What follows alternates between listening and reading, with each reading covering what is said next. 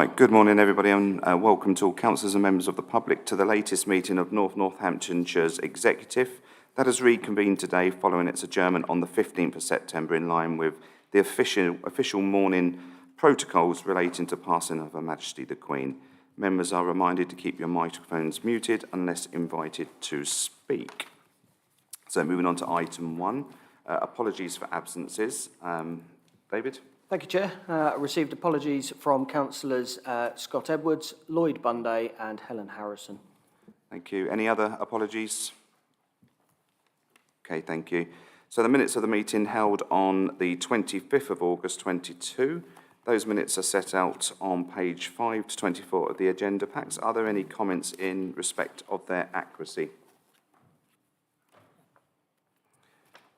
Okay, can I have a mover to move those minutes and a seconder to approve? Councillor Howe and Councillor Binley. They have been approved, moved and seconded. Can I have a show of hands in favour, please? Thank you very much. So item 3, declarations of interest. Are there any declarations of interest from any members?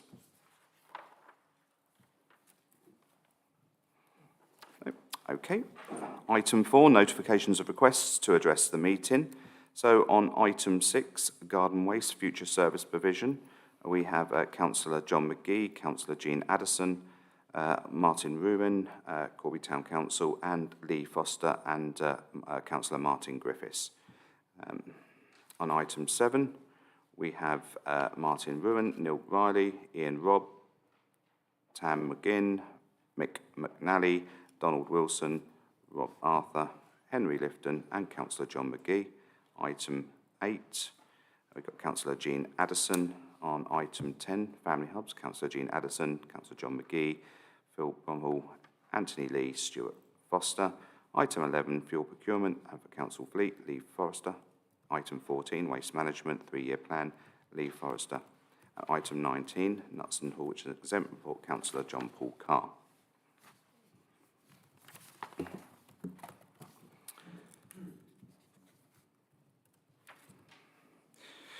So we move on to item 5, which is the performance indicator report.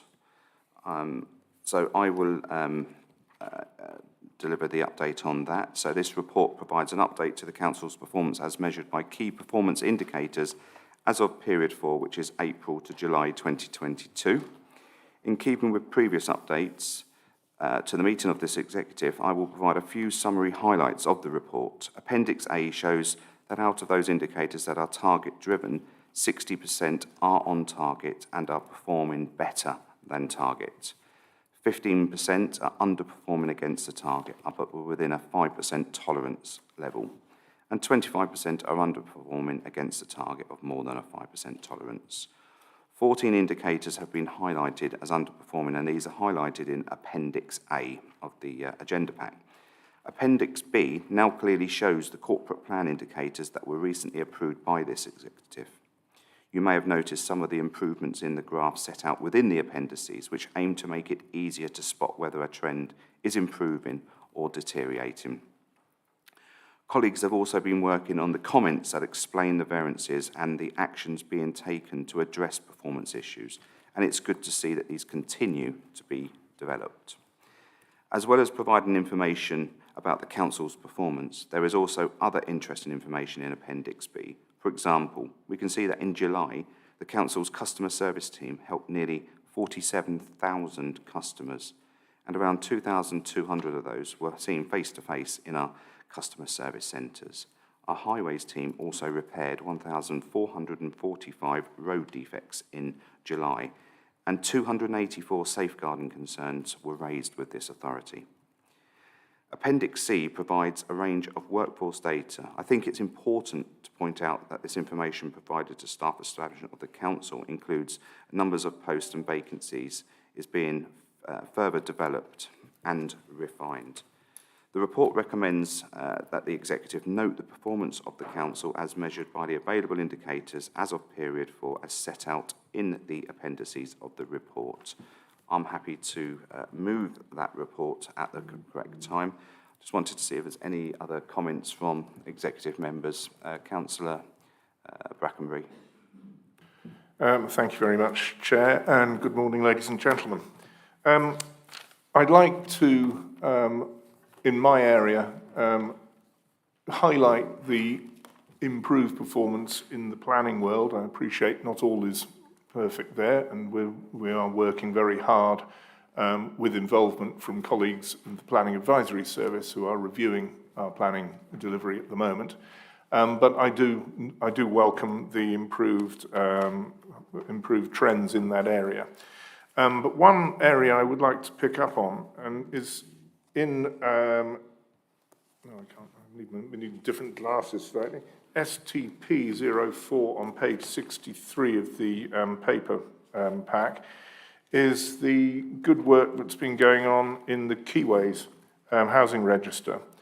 And the blitz days that have been which have been undertaken by officers have materially reduced the number of applicants. And I just think that this is an initiative very much to be commended, and I commend the executive member, Councillor Binley, for sort of driving this programme through.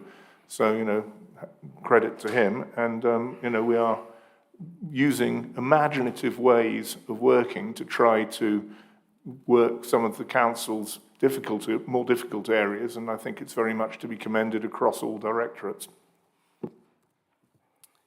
Thank you, Councillor Brackenbury. Any other comments from executive members? No. Oh, that's great. Well, as you heard, I've moved the report. Can I look to someone to second the report for us, please? Councillor Brackenbury, thank you very much. The recommendations are set out on page 26 of the agenda pack. They've been moved and seconded. Can I have a show of hands in favour, please? Thank you very much. So we move on to item 6, garden waste future service provision. I'd like to invite Councillor Martin Griffiths to address the meeting. Councillor Griffiths, you have a maximum of 3 minutes.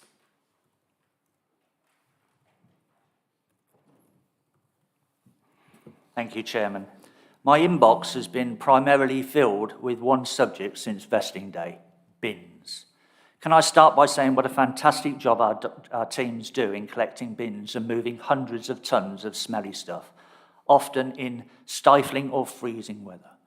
Since the termination of the Norse contract, my residents in Wollaston, Grendon and Irchester in particular have been infuriated by thousands of missed bins of all colours. They are now appalled that you are considering bringing in a charge for service that has been provided to them when most needed for many years without additional charge. Charging for garden waste when residents are struggling with a cost of living crisis and at a time when they are receiving a rubbish service is unfair. When contacted by residents, I encourage them to respond to the consultation. Many did, only for their responses to be completely ignored. I attended the meeting chaired by Councillor Bunday earlier this year, and the best argument from participants for charging was it was unfair for those that living in the flats over there to pay for garden waste when they don't have a garden. The weakest of all reasons. People without cars pay for road improvement schemes, and people without children rightly pay for education and safeguarding our vulnerable kids. Having an all-year-round service with a low take-up is questionable. Imagine we're in the middle of February, Foster's been on the ground for weeks, and a freighter will follow a route to a dead end, like the Knoll or Blackmar Lane in Grendon or Shepherd's Hill in Wollaston, only to find no brown bins to empty. Hardly good for the climate or our finances. Meanwhile, our lay-bys and farmers' gateways will continue to be used for fly tipping. People will be reluctant to use the waste recycling centres as you pick up punctures. Personal experience on that one. The only thing since deferral, from what I can see, is a faux scrutiny session and the inclusion of a discount for residents who have been paying under the former East Northants District Council. I suggest that this is a political stunt to appeal to one group of residents to the detriment of others.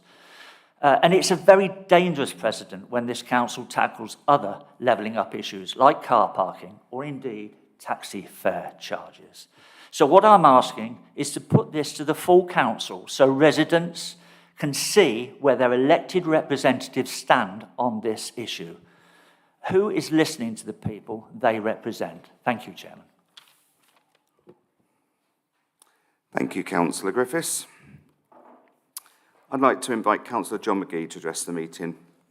Councillor McGee, as you're aware, you have a maximum of 3 minutes.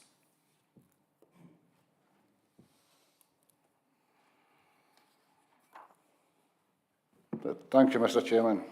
I feel as if I've been here before. In fact, I have. The old County Council tried to do this twice, and even in the mess they were in, they chose not to do it because it was the right thing not to do it. So God knows why we in this council want to do it, and they were struggling financially even more so than what this council are. Well, depends on the settlement we get from government. It could be a lot worse, couldn't it? We know that. And Chair, that brings me to the point on page 72. Sorry, Councillor McGee, I just feel I need to set the record straight there. Green bins are not a county council's responsibility. They're a district and borough. So this didn't come to a county council, as you've already said. So just want to put the record straight. The record is straight, Chair, that they advised the borough councils to do that, and they wanted them to do it. It's in the records and the minutes of the meetings. Okay, carry on. Thank you, Chair. Chair, it says in 2.2 that, well, no, 2.3 is this service can be funded from general income and tax. It is funded from general income and tax. It will be a stealth tax if we choose to do this. It's another tax when people are struggling. We've just heard about the cost of living. Your own government are trying to help people.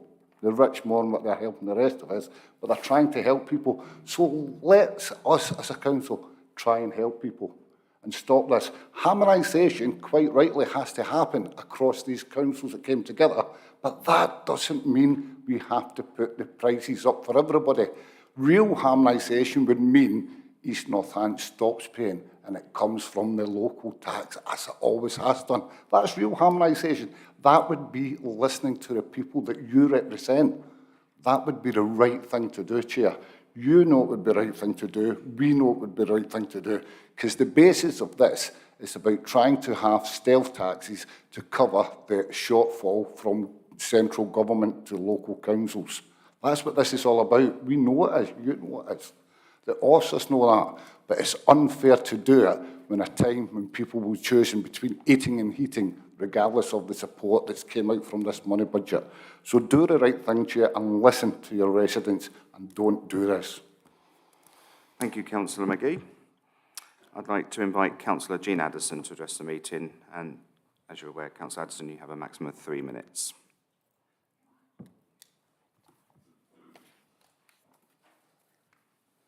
Thank you, Chair and members. I will keep this short because a lot of the points that I wanted to make have already been made.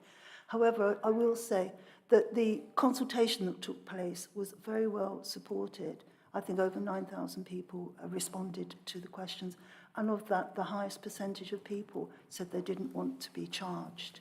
Now, this isn't harmonisation. This is levelling up in reverse. This is making people from 3 other boroughs, former boroughs, pay so that you can subsidise East Northants. Giving them a rebate is totally immoral. And, you know, if you're going to hold a consultation and you get the response that you got, you've got to listen to what the residents want and not what a few members from this executive want. Thank you, Chair. Thank you very much, Councillor Addison.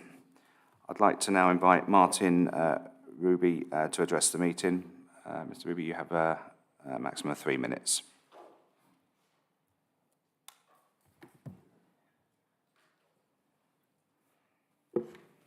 Thank you, Chair. Good morning, Chair, and good morning, Executive Committee. I bring you fraternal greetings from Corby Town Council. That's the niceties over. My name is Councillor Martin Ruby, and I'm Deputy Leader of Corby Town Council.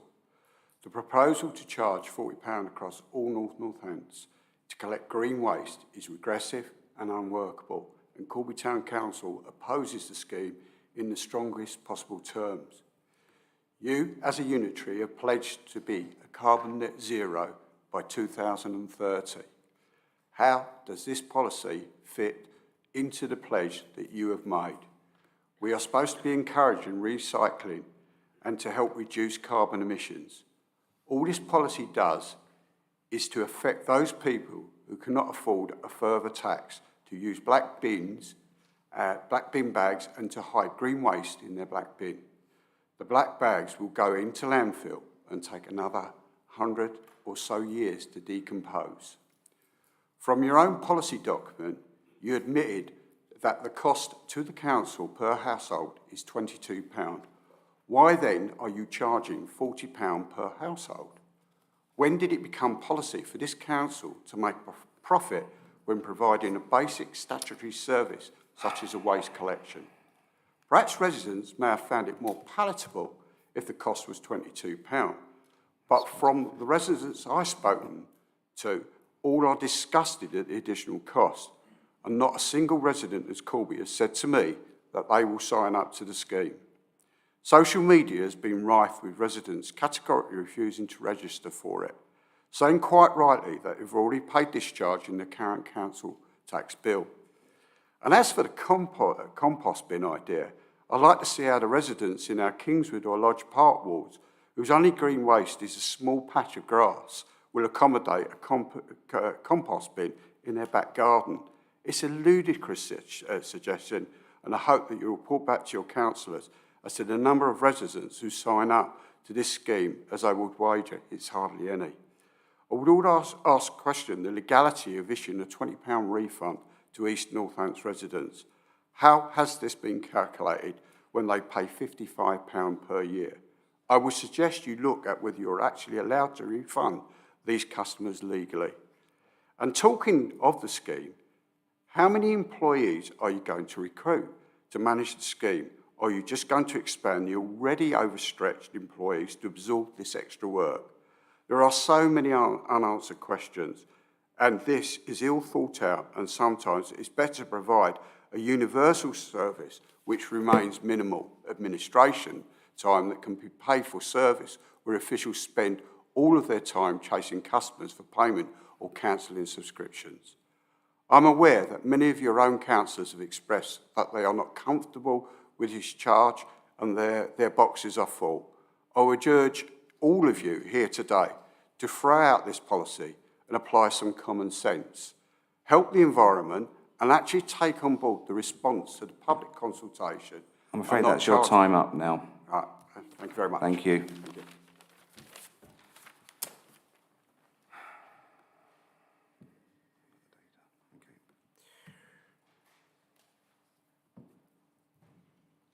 So I'd now like to invite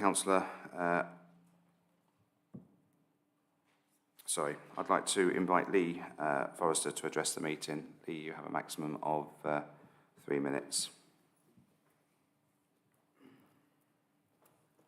Thank you, Chair. Good morning, everyone. When this new council was formed, just over a year and a half ago, council leader, Councillor Smithers, told us that climate and environment will be the golden thread that runs through this new council.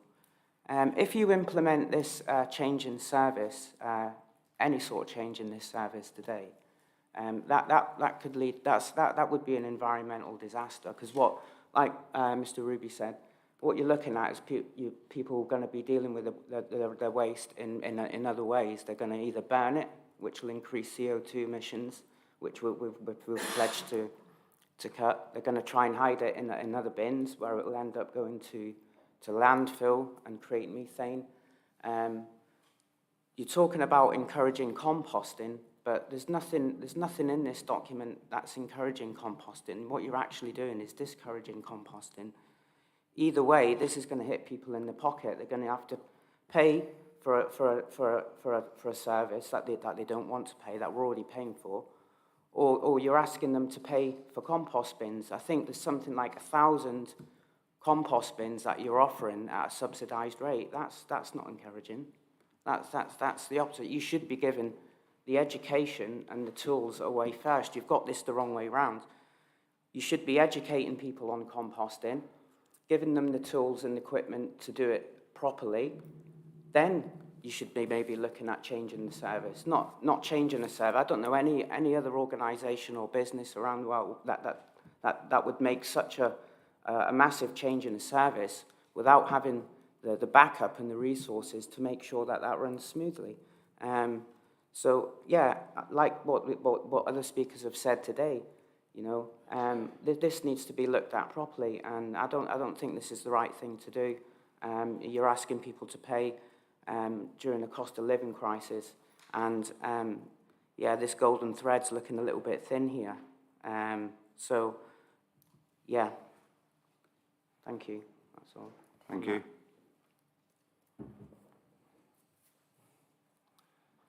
Okay. So I'd like to invite Councillor Graham Lorman, Executive Member for Highways, Travel and Assets, to introduce the report, please. Thank you, Chairman.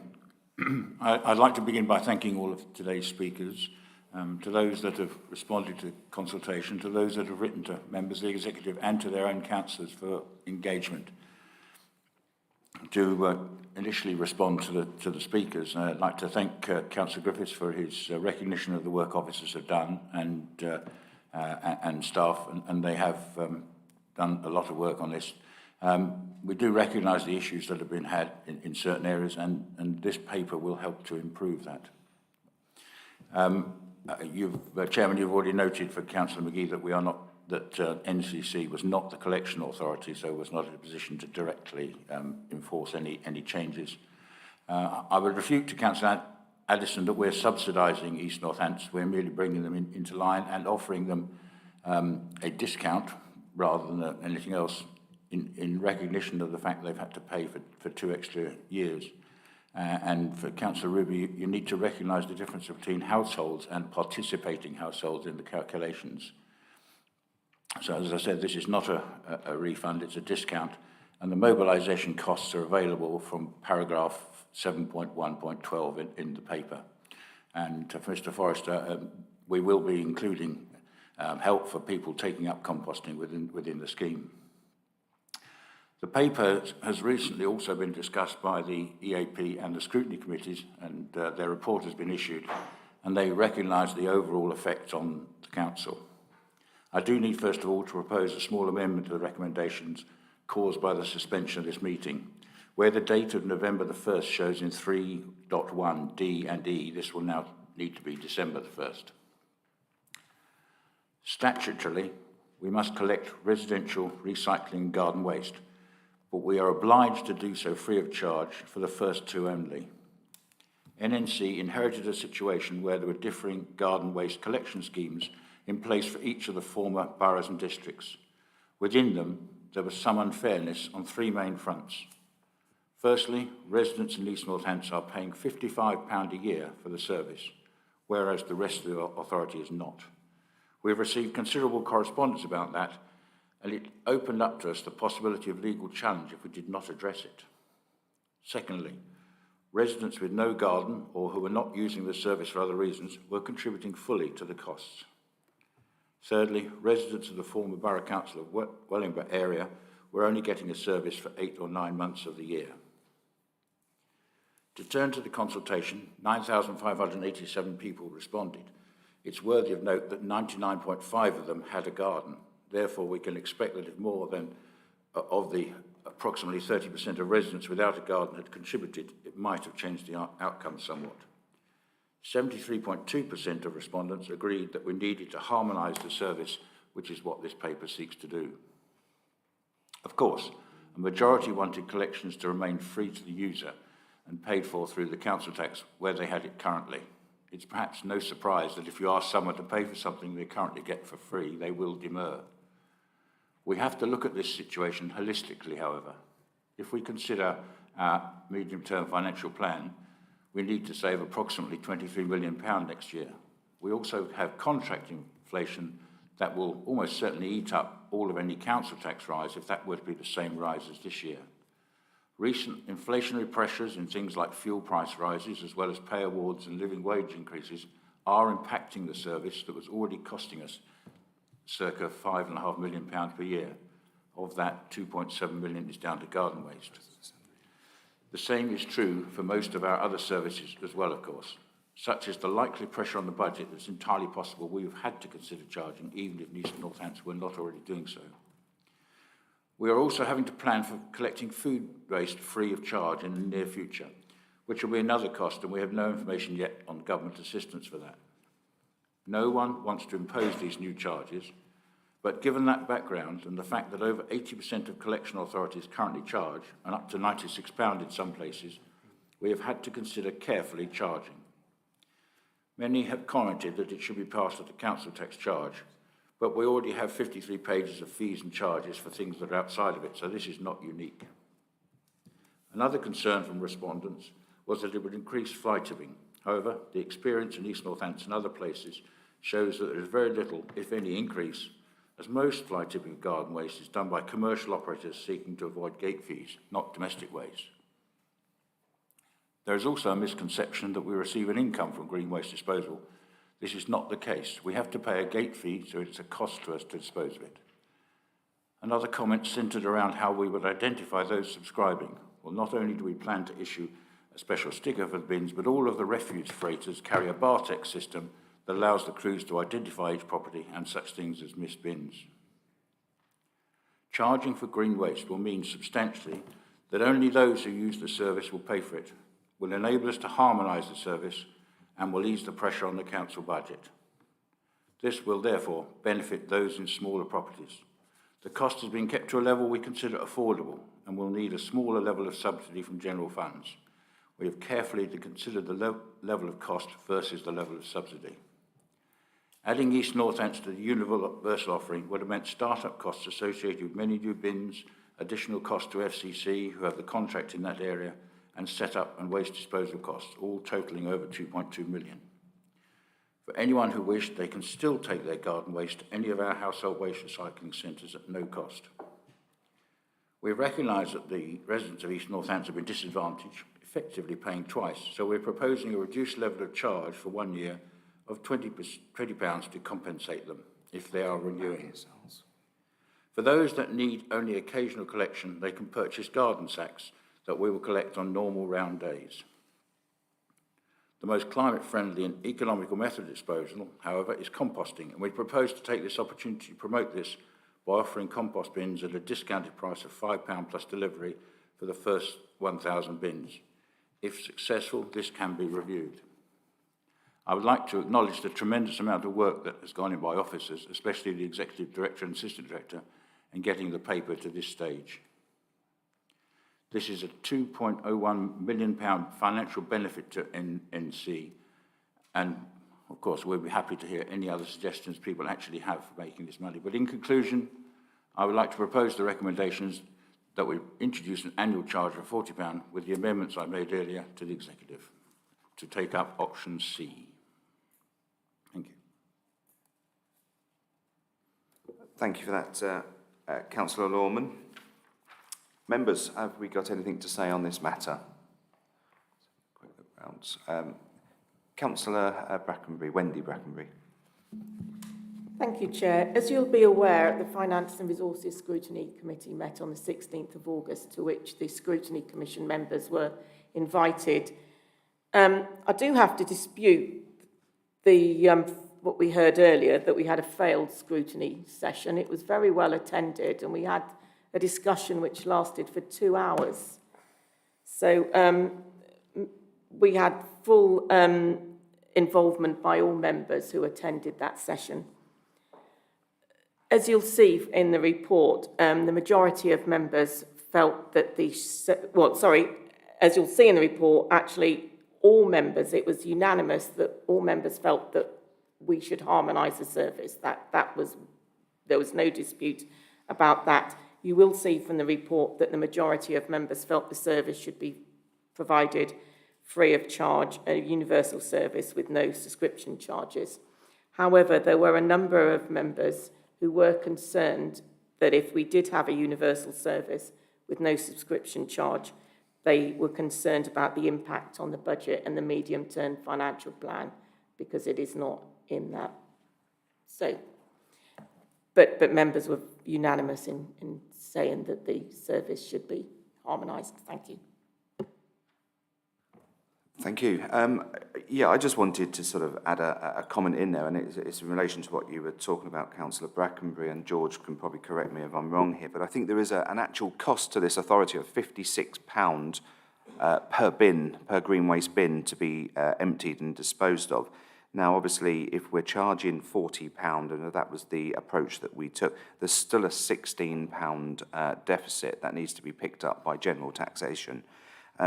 And, you know, I just want to address the fact that people seem to think that we're making a profit from this. That's not the case, not at all. There's still a burden to the council at the current rate. So I just wanted to make that clear.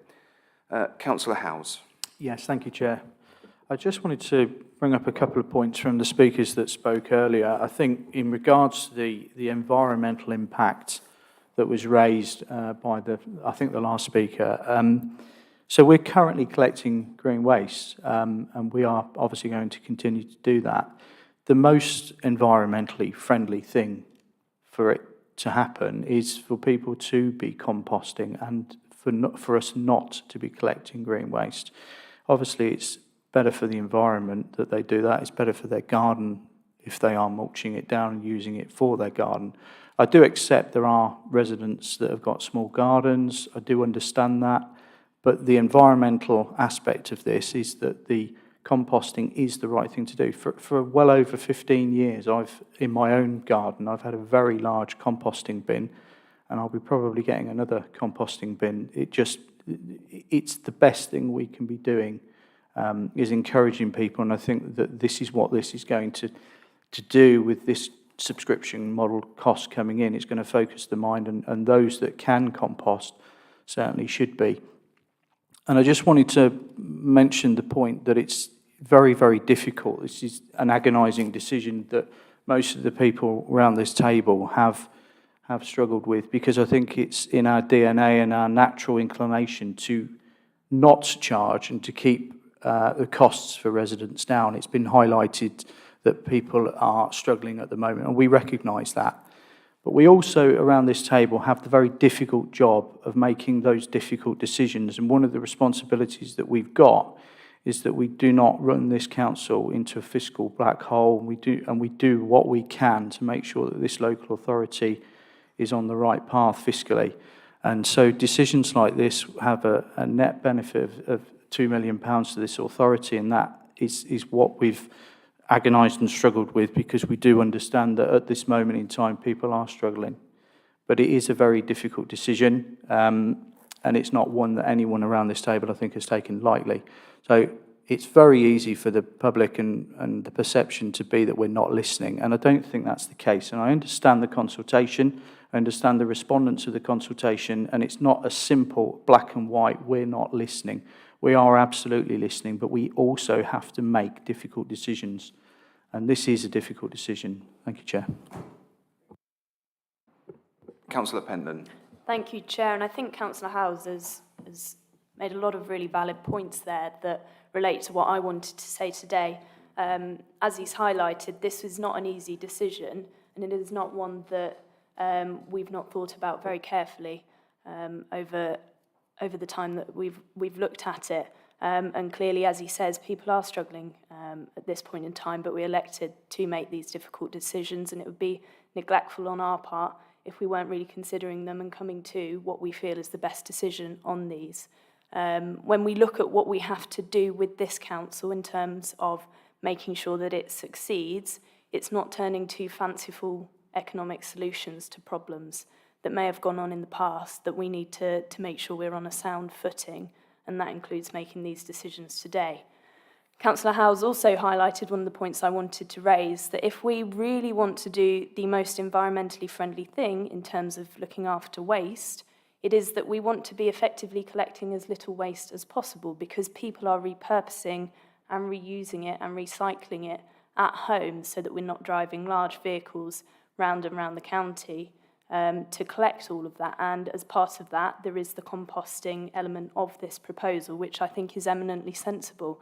And we've got to go on that journey with people and provide them with the tools and the information about how they can successfully participate in home composting and the benefits that that brings as well. If you think about it, in terms of if you are to compost your waste at home, you're not only not having the vehicle journey of the truck to come and pick that up, but then you haven't perhaps got to drive out and go and buy compost elsewhere for your garden in order to maintain that and have a thriving environment for biodiversity, etc. So it's that knock-on effect as well in terms of that, which I think is important. And rightly, as the speaker earlier said, we do need to make sure that we help people with it, because it can be something you've got to get right with the right sort of tools, etc. So we're definitely on that journey with people. But I think it's wrong to say that we're moving away from the idea and the commitments that we've made in terms of the environment. I think this is a solid response to that for the reasons that I've set out there. Thank you, Chair.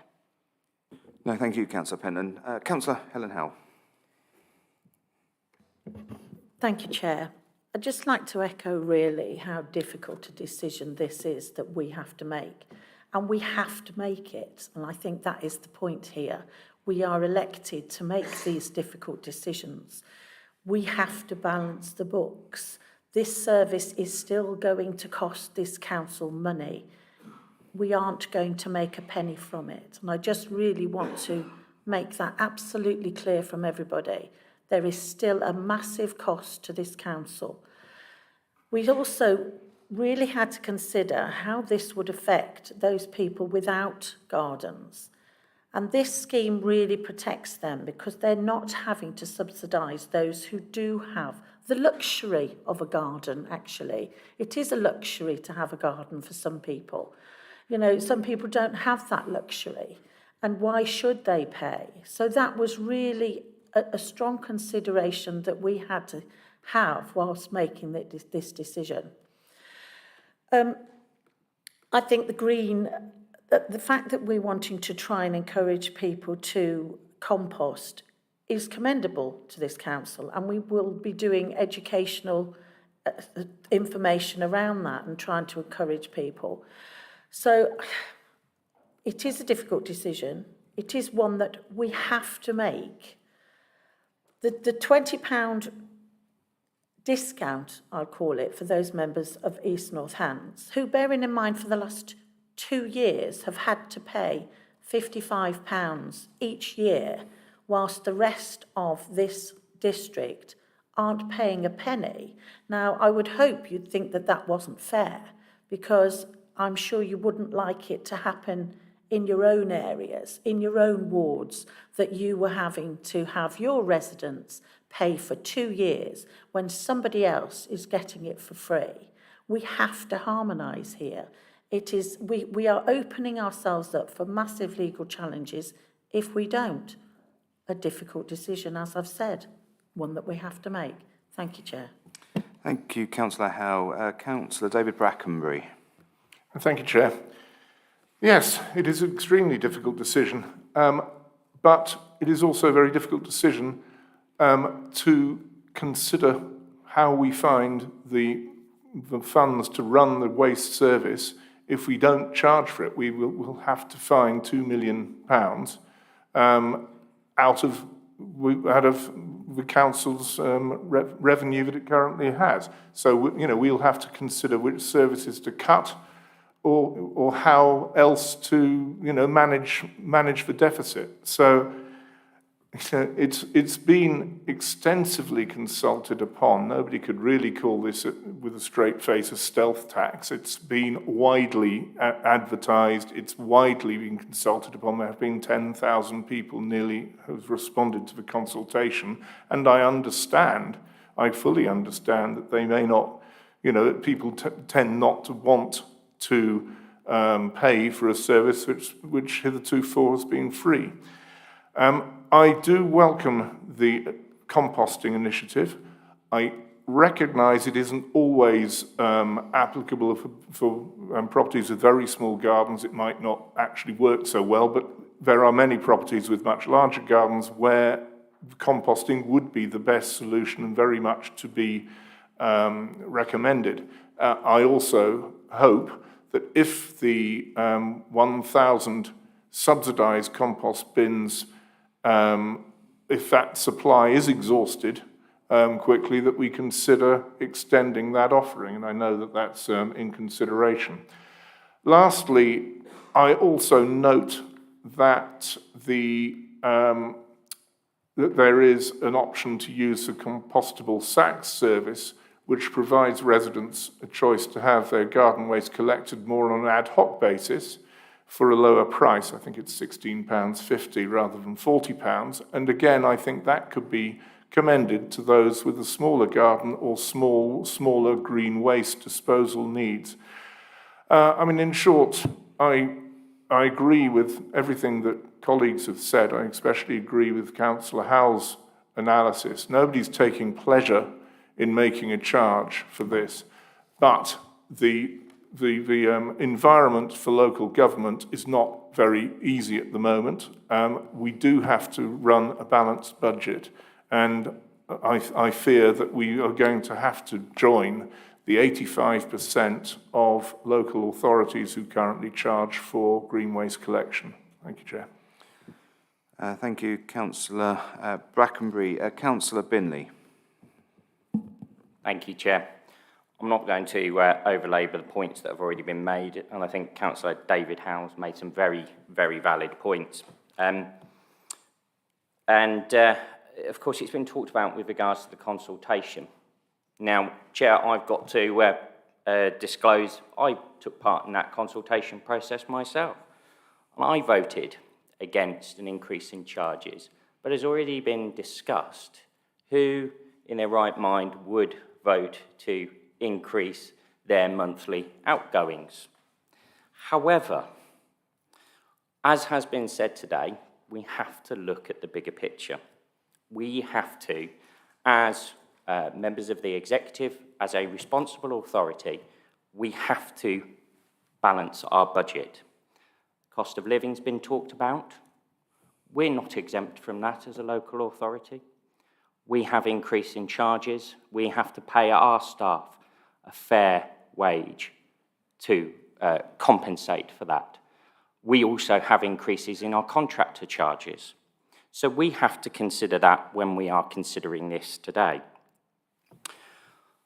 I note some of the comments with regards to numerous residents contacting elected members with regards to the proposed charges. As a ward councillor, I represent a left behind area.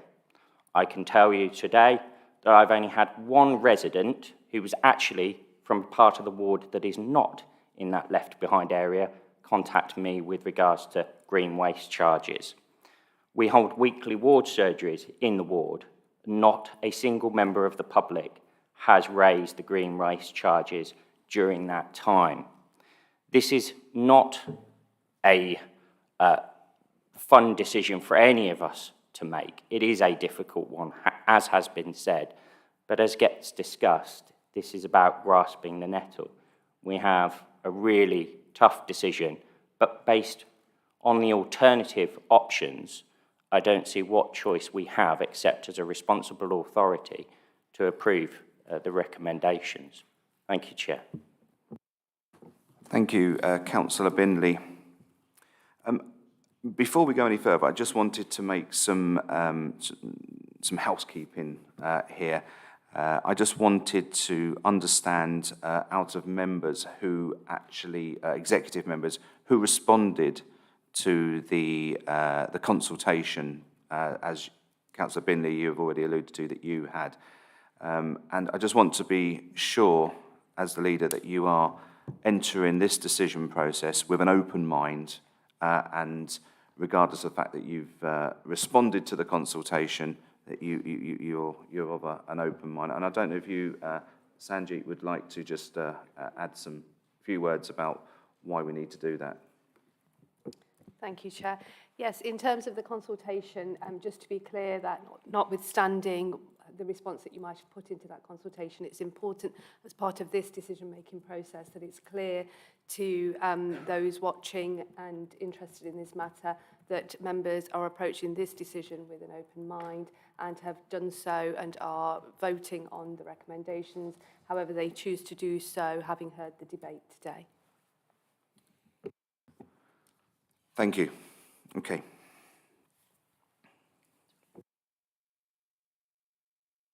Okay, so those who have actually responded to the consultation, you will need to declare an interest in this particular agenda item.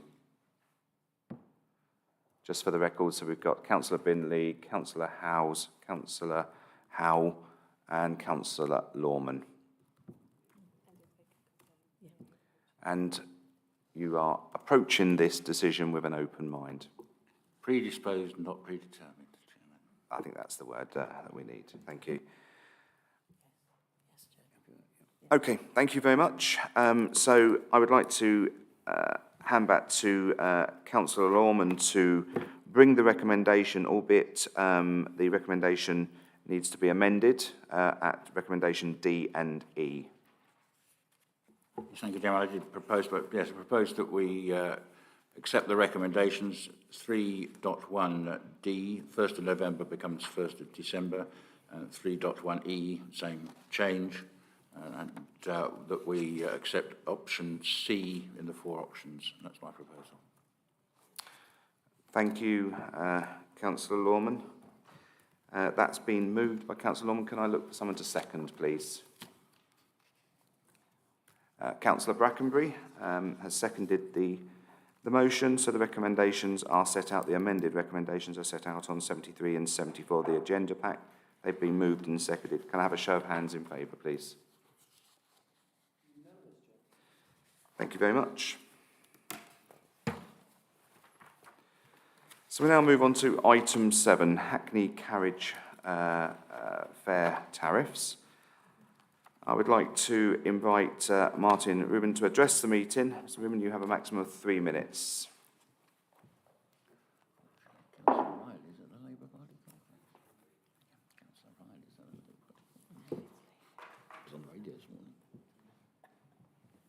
First of all, Chair, it's Ruby.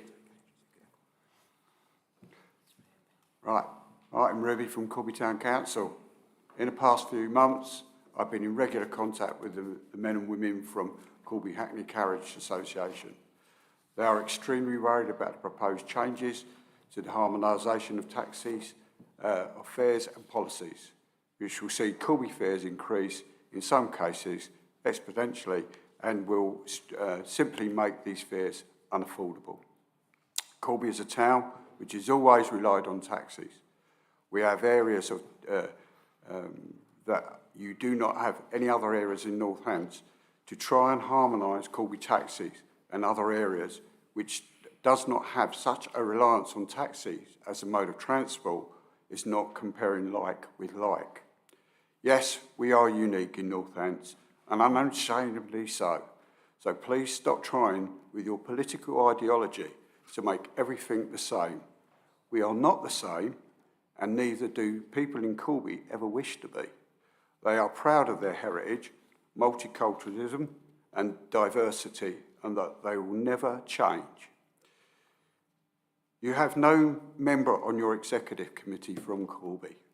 How can you possibly claim to know what is right for the people of this town when you have chosen to load your executive with councillors from East Northants? It is ludicrous that you're making decisions that affect Corby without fully understanding the culture here and the ramifications of your decision. Astonishingly, there have been absolutely no impact assessment on how these changes are going to impact the taxi drivers' livelihoods. And it is not only residents that will suffer, local businesses will frequently use taxis to and from the rail station. Visitors to the town who come by rail will be unable to get a taxi, and even the council will find that they're unable to deliver a statutory service, such as taking disabled children to school. It is the opinion of Corby taxi drivers that this is going to decimate the industry locally, and they are the ones with the experience to make that judgment. Not a single NNC executive member has reassured any one of our taxi drivers that this is a positive change. If you implement these changes in 2 or 3 years, there will be a decimated taxi service. This council runs the risk of not being able to fulfil its statutory obligations.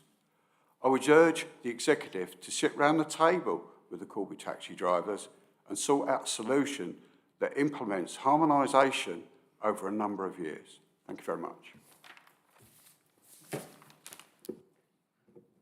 Thank you. I'd like to invite Ian Robb to come and speak, please. Mr. Robb, you have a maximum of 3 minutes.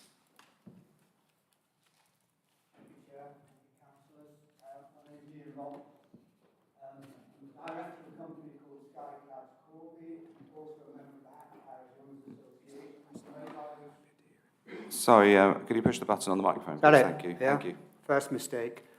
I've been a taxi driver for over 30 years in this town. Firstly, I would ask that you reject out of hand this ridiculous proposed harmonisation of fares, imposing an 80% fare increase on the people of Corby.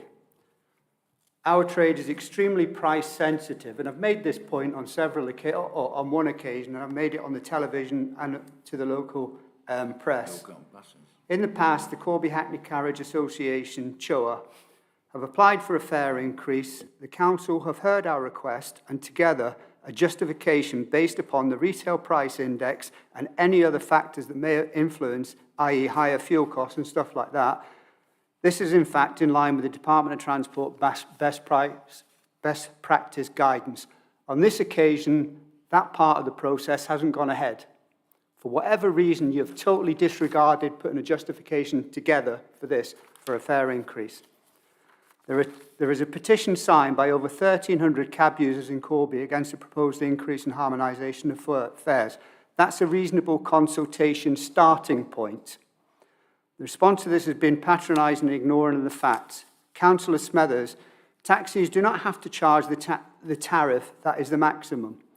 The local bylaws state, when leaving the ranks or flagged on the street, you must engage your meter. The non-charging of the tariff in regard to telephone, the non-charging of the tariff is in regard to telephone or private company bookings, not Hackney's. By imposing this tariff, you will be disenfranchising the ranks and the hire and reward Hackney fares. There is no reason to harmonise fares upwards. You could have consulted with all of the local authorities. You didn't. You only invited Corby initially. It was us that invited the other boroughs. For whatever reason, Kettering didn't come along, but obviously because they were the highest tariff out of the lot and you were trying to harmonise us in line with the rest of them. Just read this out of the best practice guidance. Local licensing authorities have the power to set taxi fares for journeys within their area, and most do so. There is no power for private hire fares. Fare scales should be designed with a view to practicality. The department sees this as good practice to review the fare scales regularly at intervals, including any graduation of the fare scale by time, day or night. Authorities may wish to consider adopting the simple formula, and hopefully you take this on board. Deciding on fare revisions, as this will increase understanding and improve the transparency of the process. You have no process for it to be transparent. You've just gone ahead and gone harmonisation. Mr. Robb, that's your time up. Thank you very much. The maximum you can pay. Thank you very much. Could Mr. McNally please come and speak? Mr. McNally? No? Okay. Mr. Gwyn? Tam?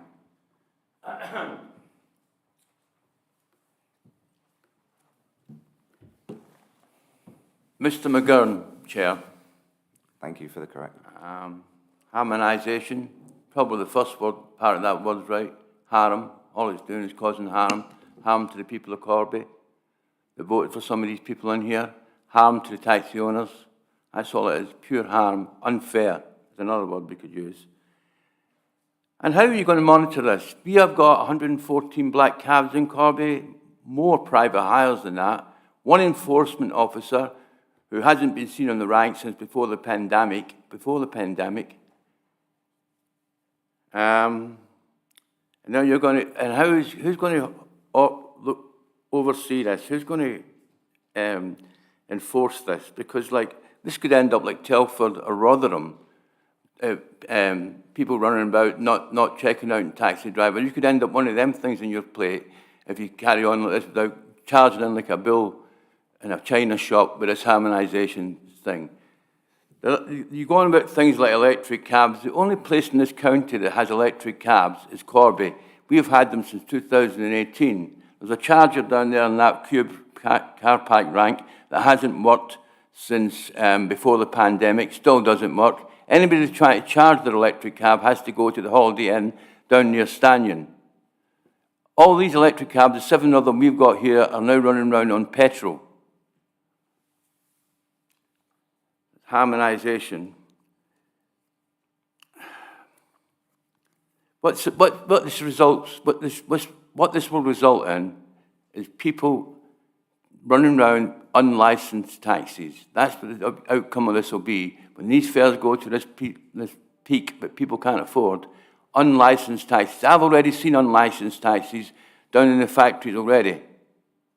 People coming in cars, getting in the I-Force, people coming out of the I-Force, getting in cars, no plates on them, no badges.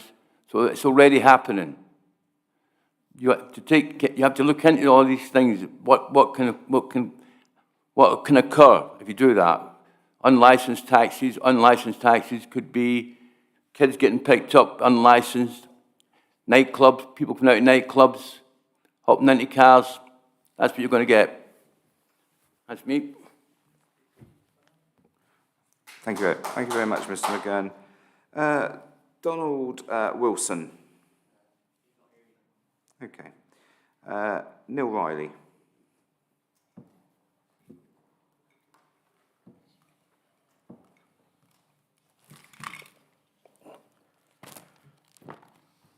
Thank you, Chairman. I've attended various meetings with councillors and officers in the last several months, and I'm shocked and very concerned at the lack of knowledge and understanding both halves of the taxi industry.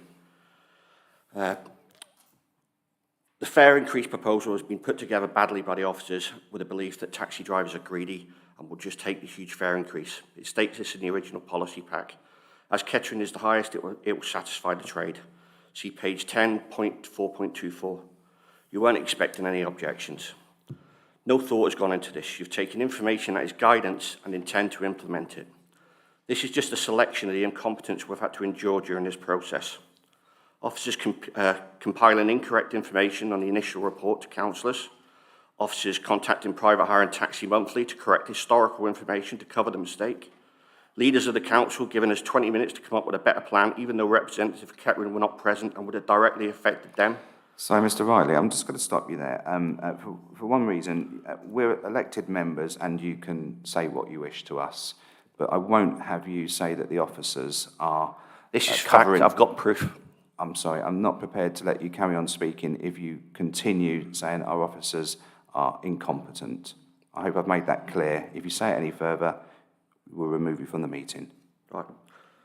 Licensing Committee Chairman leading the committee on how to vote by openly expressing his preferred choice in the meeting. His choice was voted through. Members of the Licensing Committee clearly not understanding the vote by opting for harmonisation for some areas but not for others. It's either harmonisation or it's not. You have no understanding of this industry. The changes you're imposing are going to have a drastic effect on local businesses and individual customers. Owners will be forced to leave the trade. This is a pay cut, not a pay rise. What's the point in giving us a huge fare increase if you have no customers in the back because they can't afford the fare? Those that need wheelchair accessible cabs will have no choice to pay it. They can't just call an Uber. To then add insult to injury, you then tell us that we don't have to charge that, you can charge less. You're going to pit driver against driver. Customers won't have a clue what the correct price. Open confrontation between customers and drivers at a time when there's an increase of a tax on drivers nationally. Yet you turn a blind eye, not your problem. When was the last time any of you actually used a Hackney cab? The Hackney owners of North Northamptonshire have endured hell during this fuel and cost of living crisis, while you've played God with our lives. We've all requested nominal fare increases. You've used this as a way to implement your new policies and stopped us from a much-needed increase. Harmonisation doesn't benefit anyone and no one wants it except you. What harmonisation is next? The price of a cup of coffee? A decision to go ahead with harmonisation will reaffirm our belief that this has been a predetermined decision and as such will make a mockery of this whole committee and the decisions it makes. Thank you. Could I have Mr. Lifton, please? Mr. Lifton? No? Okay, Councillor John McGee.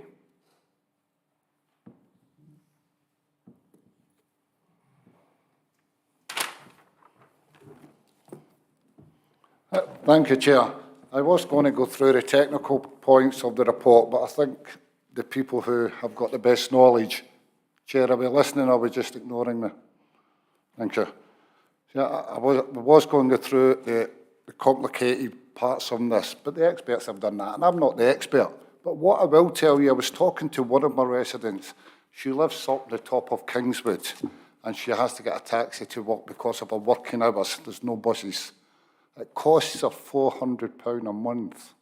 That's out her wages. A young lady, she'll never be able to afford to buy a house or anything. And what are we going to do?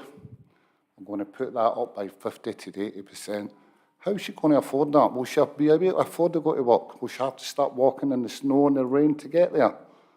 You talked earlier about it's not in your DNA to raise funds or cost more financial difficulty for people. But I honestly think some of you don't care, because you wouldn't be doing this. Harmonisation, and Corby alone, never mind the rest of it, has cost these people lots more in the last year when we're in a crisis financially, and it will deepen even more. So you're going to sit and put even more financial cost on people like this young lady who's trying to get to work and do the right thing. Is that a good thing to do? I'm sure you do care, at least half of you will care. So let's do the right thing and say no to this, because that is the right thing to do. And it's not just our residents, but when this happens, due to bus cuts years ago, parts of certainly the area I represent, where it's lots of bungalows, the elderly can't walk down to the bus stop because they've got all the shopping with them. What do? They get a taxi. Are they going to be able to afford to do that anymore? They're not. This comes back to the golden thread we talked about earlier, the lack of proper funding from national government to local government. That's what this is all about. We have to balance the budget, but we have to put more stealth taxes on our residents because the government doesn't care enough. That's what it's about. So show your government, show our residents that you do care, and don't do this to our residents, because that's what they want to hear. Show that you care. Show that it's in your DNA that you care not enough to put more cost to people who are struggling. Thank you, Chair. Thank you, Councillor McGee. Mr MacArthur, please. Morning, Chair. Morning, everyone. Haven't done speaking before, so you'll just have to bear with me. Taxi fares are at a maximum, and in principle, are open to downward negotiation between passengers and driver. It is not good practice to encourage such negotiations at ranks or for on the street hailings. There would be risks of confusion and security problems, but local licensing authorities can usefully make it clear that the publicised fares are a maximum, especially in the context of telephone bookings. Where the customer benefits from competition, there is more likely to be choice of taxi operators for telephone bookings than there is scope for differentiation of services to the customer's advantage. For example, lower fares off-peak or for pensioners. There is a case for allowing any taxi operators who wish to do so to make it clear, perhaps by advertising on the vehicle, that they have changed less than the maximum fare. Publicity, such as 5% below the metered fare, might be an example. And next, I'd like to say we've got this word, harmonisation, is supposed to be a fair word, a nice word, a happy word. I don't see anybody happy out there on the streets, not at all. And what we have now is a £1 increase in our fare, and private hire are going to stay at £2.40. We're going to be sitting at £3.20. And what you've done is just put us out of business. We're just not going to survive. Private hire are going to get all the fares. You monitor our fares, you put our prices up, but private hire can run at what fares they want to. So, yeah, I just think you're going to put us out of business. People out there are not going to be able to afford. Old age pensioners like to go to the bingo.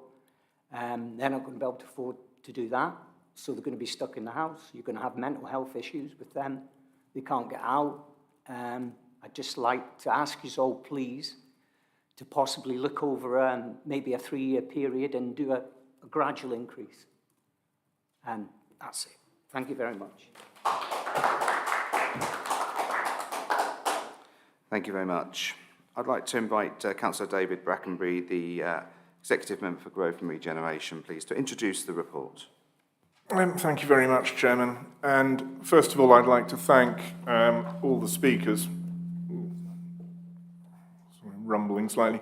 I'd like to thank Mr. Ruby, Mr. Robb, Mr. McGovern, Mr. Neil Riley, Councillor McGee, and Mr. MacArthur. But you said you hadn't spoken in public before, but you did a good job. So thank you very much for your input on that. Okay, this is another one which isn't an easy decision. It isn't an easy subject to discuss, but I would like to thank the members of the Licensing and Appeals Committee and the officers who support that committee for all their very hard work in actually bringing this paper forward for consideration. And I would like to thank members of the trade, both obviously in Corby, but also elsewhere in Northamptonshire, as well as other residents who responded both in terms of feedback and in engagement with the consultation process. These proposed fare increases have been formally consulted upon on 2 separate occasions. And we do feel that it is important to harmonise Hackney carriage rates across Northamptonshire so as to provide clarity for the users of Hackney carriage services wherever they live or work or wherever they engage with the service. We also recognise the very valid requests of the trade right across Northamptonshire for a fare increase which must reflect the increased costs of motoring as well as the increased costs of living which everybody faces, whether you're a user of the Hackney carriage service, an operator of the Hackney carriage service, or a driver in the Hackney carriage service, of course. We note, of course, that there is representatives of the trade do disagree, or some, with the proposed methodology. But we do feel that option 2 in Appendix F is the fairest solution for the trade and for the users of Hackney carriage services in the council area, Northamptonshire. We've taken on board feedback from the Corby Hackney carriage owners and have amended the 50% nighttime uplift to reflect representations so that this uplift ends instead of at 6 a.m. as was originally suggested at 5 a.m., which naturally reflects shift patterns in some of the local employment areas, which often start at 6 a.m. We also note that the Hackney carriage fares tariff are maximum fares. Clearly, the Corby Hackney carriage trade is well organised. We note that. In fact, we celebrate that. We know that Corby is a black cab town, and we do understand that. These are maximum fares. We know that the main operators in Corby have the option of setting their meters at a lower rate or of applying a discount, which they are welcome to do. We understand we don't want to have the Hackney carriage operators in Corby or anywhere else indeed pricing themselves out of the market. We do feel that they can come together and set fares that are less than the maximum that are being put forward in this paper. So, ladies and gentlemen, I understand that we don't want to have people negotiating on the rank. We do understand that. What we do suggest is that operators can get together and set a rate that is not the maximum if they so wish to do. I appreciate very much the feedback that everybody's made in this. I know it's a difficult decision. I think that I thank everybody who's been engaged in working this very complex piece of work, with Councillor Eakins and all those who are in the licensing and appeals panel and all the officers that have supported it. I hope this proposal can be accepted so that the Hackney carriage trade can benefit from the justifiable uplift in fares, which obviously the increased cost of living and increased cost of motoring has very much put on the agenda, and obviously that has been outstanding for quite a number of months. And so with that, Leader, I commend recommendations in section 3 to Executive. Thank you. Thank you, Councillor Brackenbury. I'd like now to invite some debate from members. Do we have any comments, Executive, on the paper that's brought before you today? Councillor Lorman. Thank you, Chairman. Just a brief comment on the paper itself, that you'll note that taxi cab drivers in Wellingborough haven't had an increase since October 2011, and that's a long time for any individual in business not to be able to increase their income. So I welcome the work on that. But I just would like to point out to one of the speakers, there are actually 21 electric vehicle charging points within the Corby town, most of which have 4 connectors. So there are plenty of options out there for cab drivers to use. And of course, they could all have one installed at their home. And if they have no off-street parking, we can get Liberty Charge to look at their on-street facility. Thank you, Councillor Lorman. I'm not seeing Executive. Any other comments? Yep, Councillor Binley. Yeah, thank you, Chair. Thank you, Councillor Brackenbury, for adding some clarification with regards to setting the maximum fares. I too, like Councillor McGee, I'm not an expert in this either. However, just some of the points that have previously been raised at full council, and it's good to see Mr. Riley here again today. Your comments back on the 28th of July, you said, "I'm here today as a voice for the taxi drivers of the town and all other towns in Northamptonshire who oppose the harmonisation of fares. Hackneys are very different from private hires in how the fare increases work. Private hire operators can increase their fares at a moment's notice, so when faced with recent increase in fuel costs, they've been able to act straight away. Hackneys can't do this. They must go through a long, complex process.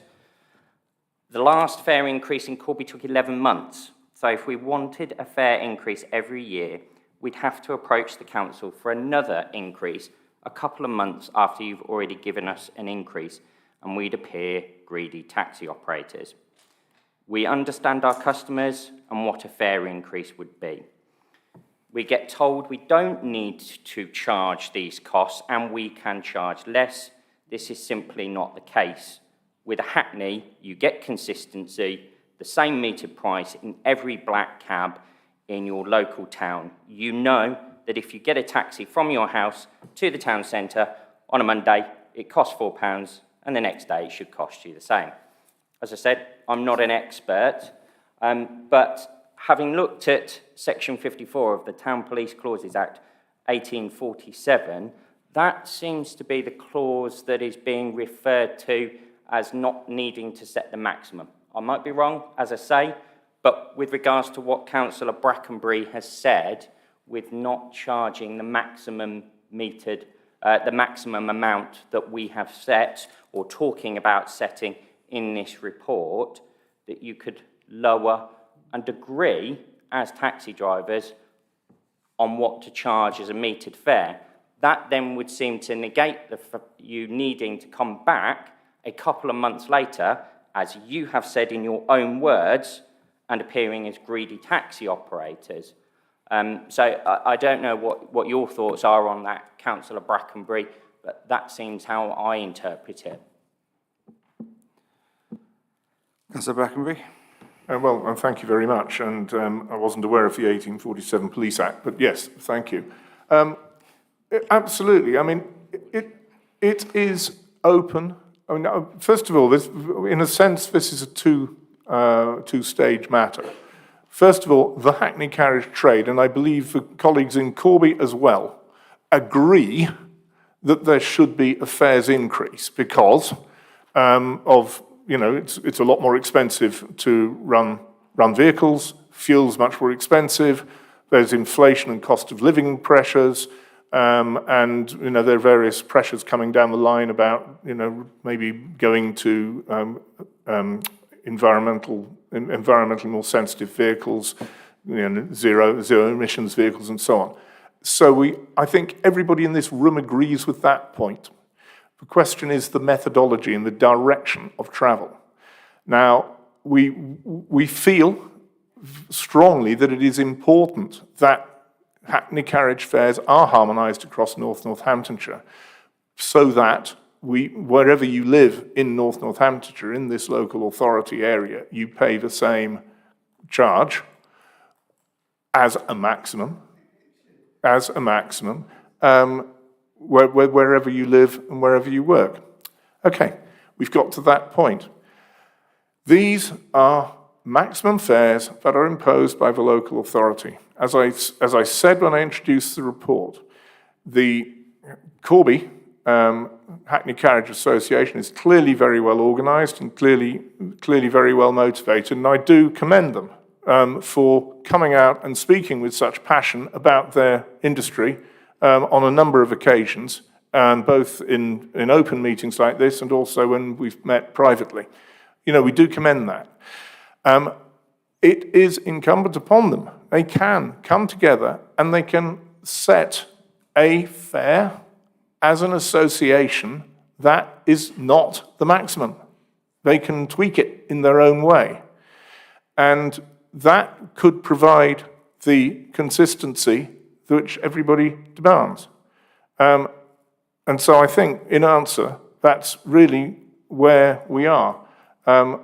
We've got the recommendation, which I do propose to executive, and it enables Hackney carriage operators and Hackney carriage associations to come together if they wish to set their meters or set their tariff at a somewhat different level, so long, naturally, as it does not exceed the maximum.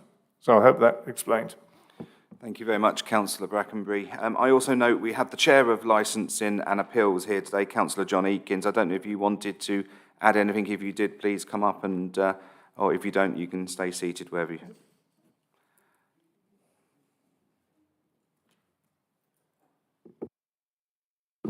Thank you, Chair, ladies and gentlemen. Yes, we understand that the tariff for Hackney carriages was going to be a difficult decision and discussion to have. As Councillor Brackenbury has already said, is that, and Councillor Lawman, I think, is that we have listened to taxi drivers. We have offered, and I have offered personally, to all taxi drivers in the Northamptonshire area, if they wish, as an association, to discuss things with me personally, I have offered that out for them to discuss it. We have had a meeting in Kettering with some of the taxi operators in all the areas, and quite rightly so. Someone said that Kettering didn't turn up for whatever reason being. It's a difficult thing, as we were saying, we did look at this and how many years have passed since a lot of the areas that Northamptonshire has adopted had a rise in the taxi Hackney carriage fares. I personally have had numerous taxi drivers, not just from Wellingborough area, but outside of Wellingborough as well, saying both sides, saying what the gentleman from Corby has spoken here today have said, East Northants, some Kettering ones, and Wellingborough ones. There is mixed feelings out there. Majority, I will say this, whether anybody wants to take it up or believe me or not, it's a matter of their own opinions. But the majority of people I've spoken to have spoken to me about the tariffs. They're asking not why, they're asking when are we going to implement it. We understand that the costs of living have gone up. More importantly, the cost of operating motor vehicles has gone up across the board. And like I said, I've been asked when are we implementing it, and one of the processes that they can start charging a bit extra. It is quite right that it's been discussed on more than one occasion, and I keep saying it, and I can't go away from the fact that we are setting the maximum charge that can be set by Hackney carriage vehicles. We're not setting a minimum, we're setting a maximum. Now, I do hear from members and also officers and the taxi drivers and associations is that it's irrelevant because people will charge what the maximum is. I can't answer that question because I don't run a taxi or have to rely on it as a living. However, I cannot understand why that point can't be grasped. We've gone through that Corby is a very efficient taxi operating town. Predominantly more people use taxis probably in Corby than any of the other normal towns in North Northamptonshire. However, they don't have to charge the maximum. Neither does any of the other three areas have to charge the maximum. I do understand that some of the private hire vehicles now are starting around about £5.50 to £6 for the journey. They're set journeys, whether it's from one point of town into the centre of town or from the train station to one of the estates, the housing estates. That's what I've been hearing. That's what people are coming to me and talk to me about. So when we evaluated this, and our officers, along with the licensing committee, have spent an extraordinary amount of time on this. I'm not just talking hours, I'm talking days and months in deliberating this and coming up with the best idea that we possibly can, or the best solution that we possibly can find, which then makes it fair. I did hear when Corby says, well, why can't we just keep it as it is? Why don't we just set each area singly? Well, my answer to that is that we are North Northamptonshire Council here. We are the licensing authority here. And the licensing authority, whether we liked it or not, with the abolition of the other district and borough councils and Northamptonshire County Council, has given us the opportunity where we are in North Northampton our own authority, and therefore we are the licensing authority. So one of the standout things was, I mean, we go on about harmonisation. It's a very good word, harmonisation, and as it's been pointed out, it works two ways. It could be good, it could be bad. However, if we are the licensing authority of North Northamptonshire, and we have separate tariffs, and we leave taxis, or personal taxis, or private hire taxis, or Hackney carriage taxis only to apply in one area, then that's discrimination. We are the licensing authority. So therefore, as the North Northamptonshire Licensing Authority, we should be equal across the whole of our North Northamptonshire Council. And that means that everybody who has a taxi driver licence, whether they're operators or drivers, should have an equal chance to work wherever they want in North Northamptonshire. Thank you, John. That's really useful, and I appreciate you coming in today. Thank you. Okay, so the report is before you, has been introduced and recommended by Councillor Brackenbury. Can I have a seconder for the report? Councillor Binley. So the recommendations are set out on page 96 of the agenda pack and 118 if you're using the electronic pack. They've been moved and seconded. Can I have a show of hands in favour, please? Thank you very much. We will now take a short comfort break before we move on to item 8 and reconvene within the next 5 minutes. Thank you.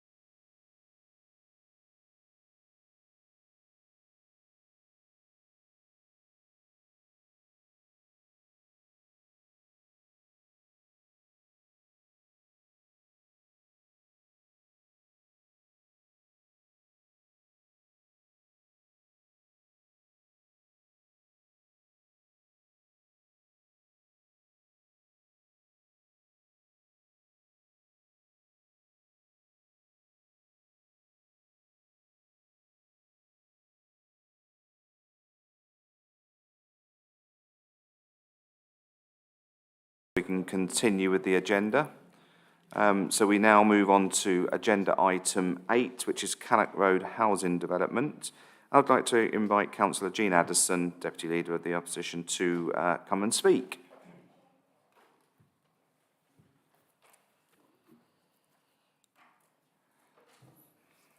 Thank you, Chair. I will be brief.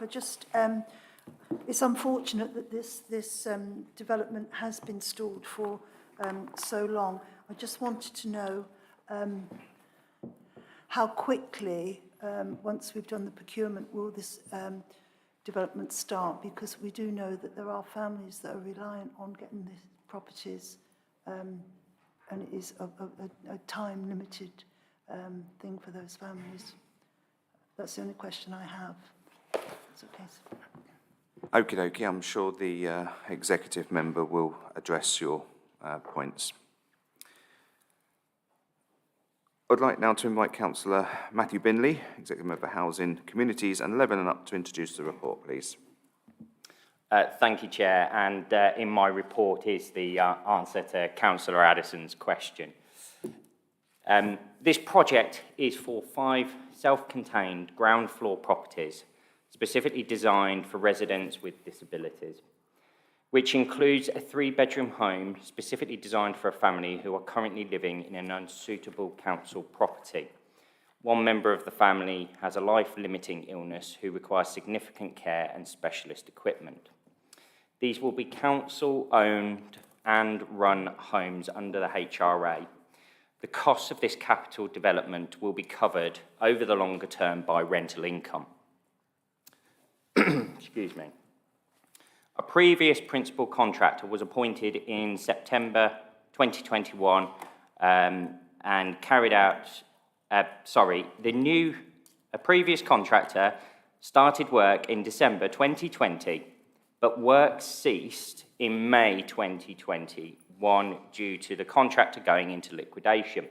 A report was brought before the executive on the 30th of the 9th, 21, requesting the approval of the appointment of a new contractor via the direct award framework and an increased budget of £1,036,107.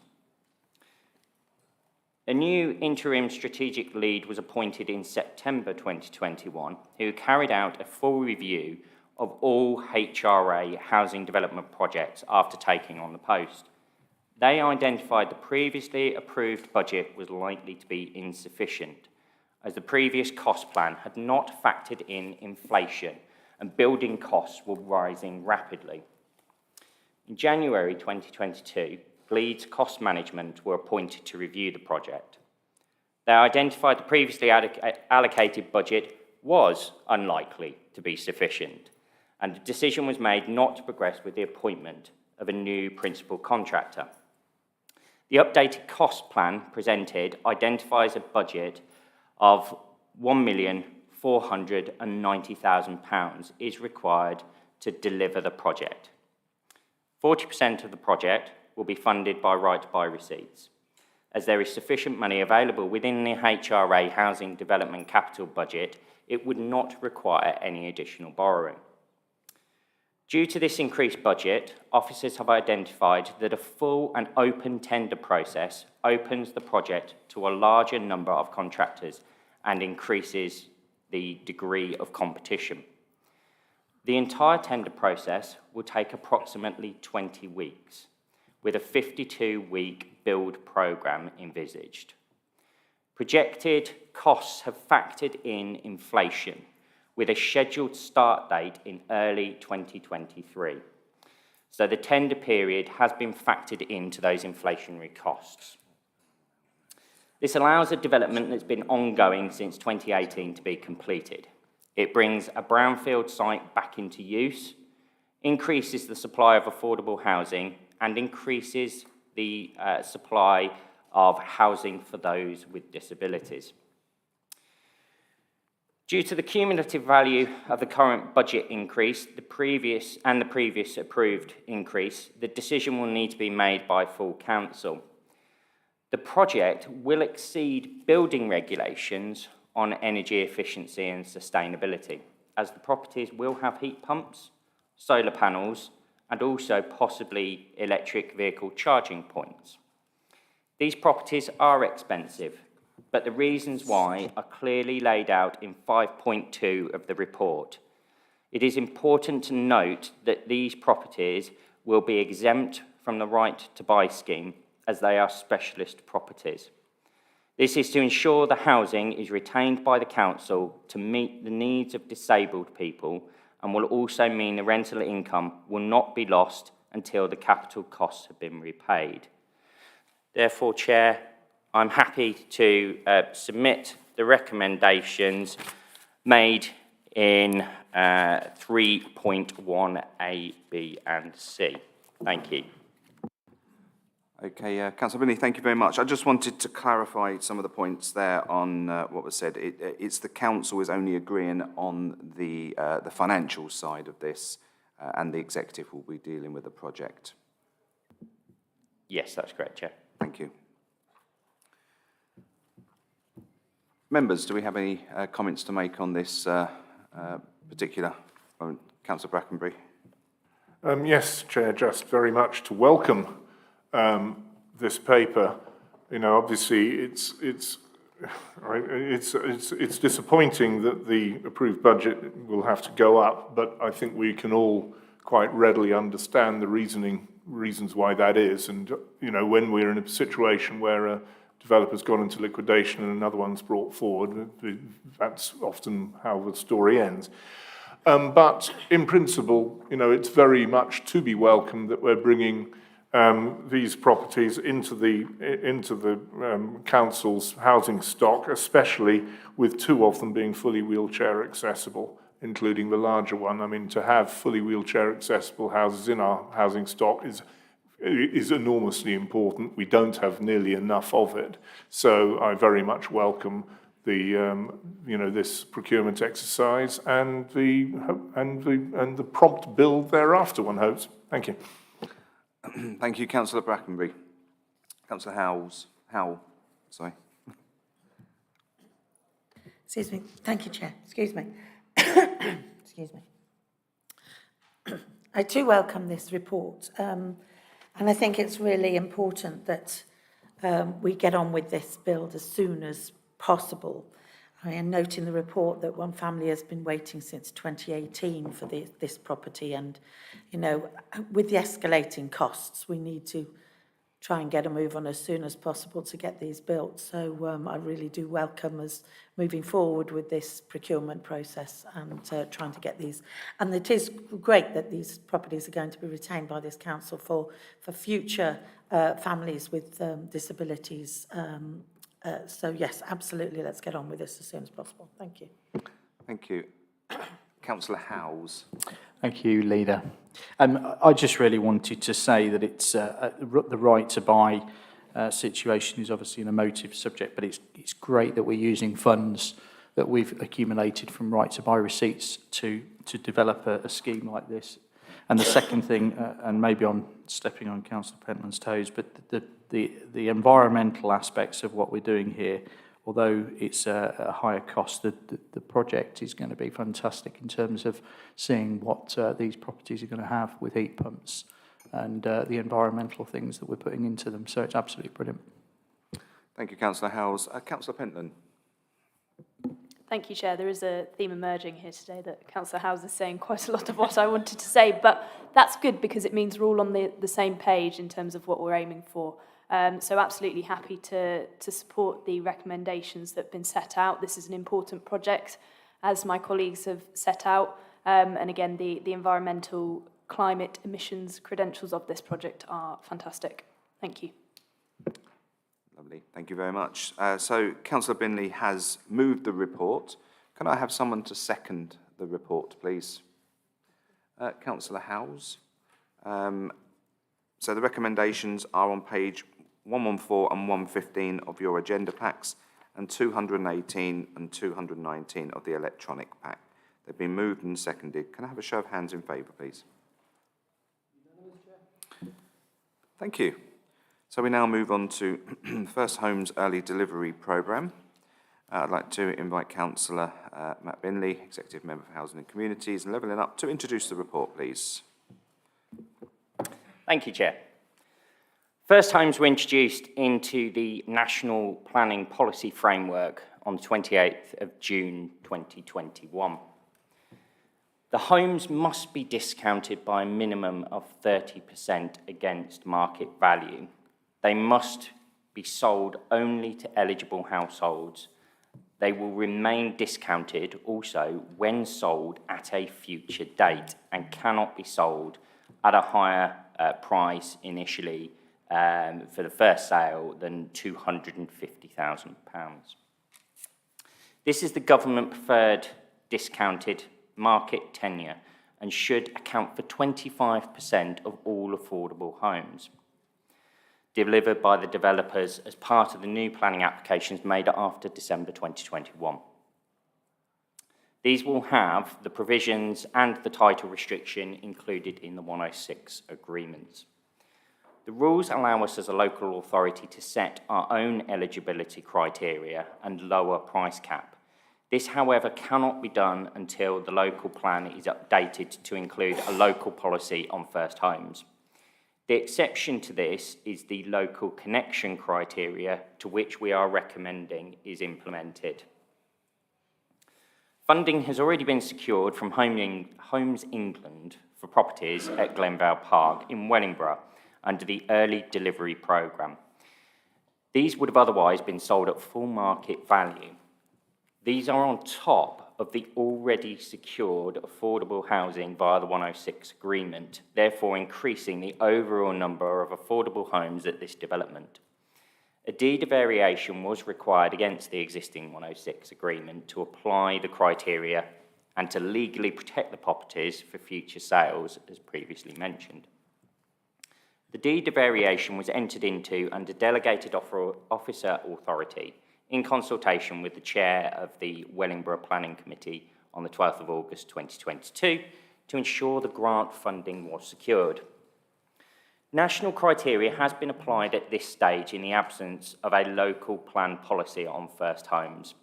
However, we propose to apply the local connection criteria to the first homes as has been applied to those in Glenvale Park under the discretionary authority. Based on earlier pilot schemes, these have proved to be very popular with first-time buyers. So due to the predicted high demand, it is felt prudent to apply the local connection criteria. The specifics of those criteria are outlined in section 4.11 in the report. Approval is sought to apply this to all future first homes delivered in the NNC area until an updated local plan can be adopted containing any alternative locally agreed criteria if appropriate. This programme will improve access to affordable home ownership for local first-time buyers. We could decide not to allow variations to any existing 106 agreements under the early delivery programme. However, this would hamper our ability to deliver affordable homes to first-time buyers who meet the proposed local connection criteria, as these homes are in addition to the affordable homes already agreed. The council will be able to claim £150 for the first sale of a first home to cover the administration costs.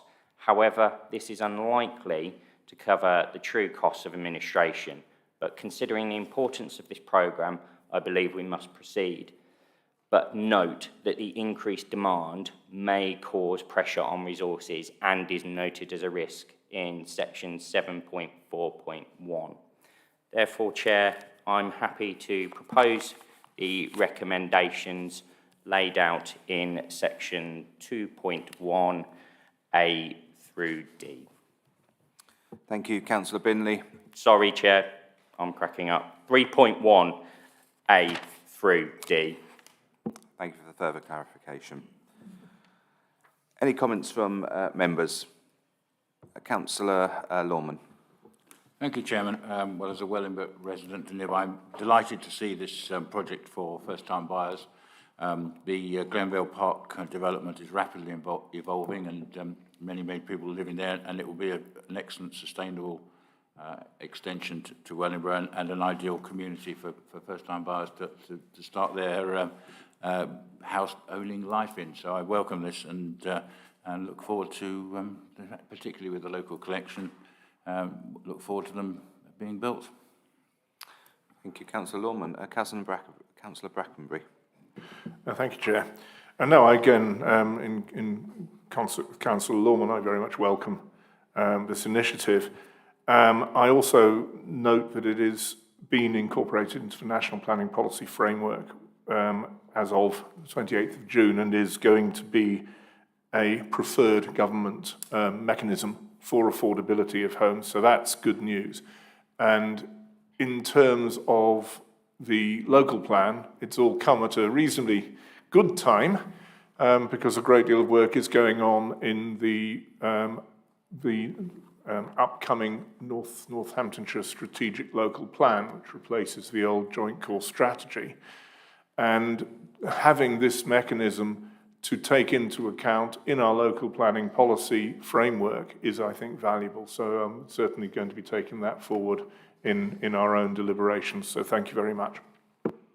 Thank you. Okay, so the report has been proposed by Councillor Binley. Would someone like to second the report? Councillor Lorman. So there's a mover and a seconder for the recommendations, and the recommendations are set out of page 133 and 134 of the physical agenda pack and of 263 and 264 of the electronic agenda pack. Can I have a show of hands in favour, please? Thank you. So we now move on to item 10, and I would like to invite Councillor Jean Addison to address the meeting, please.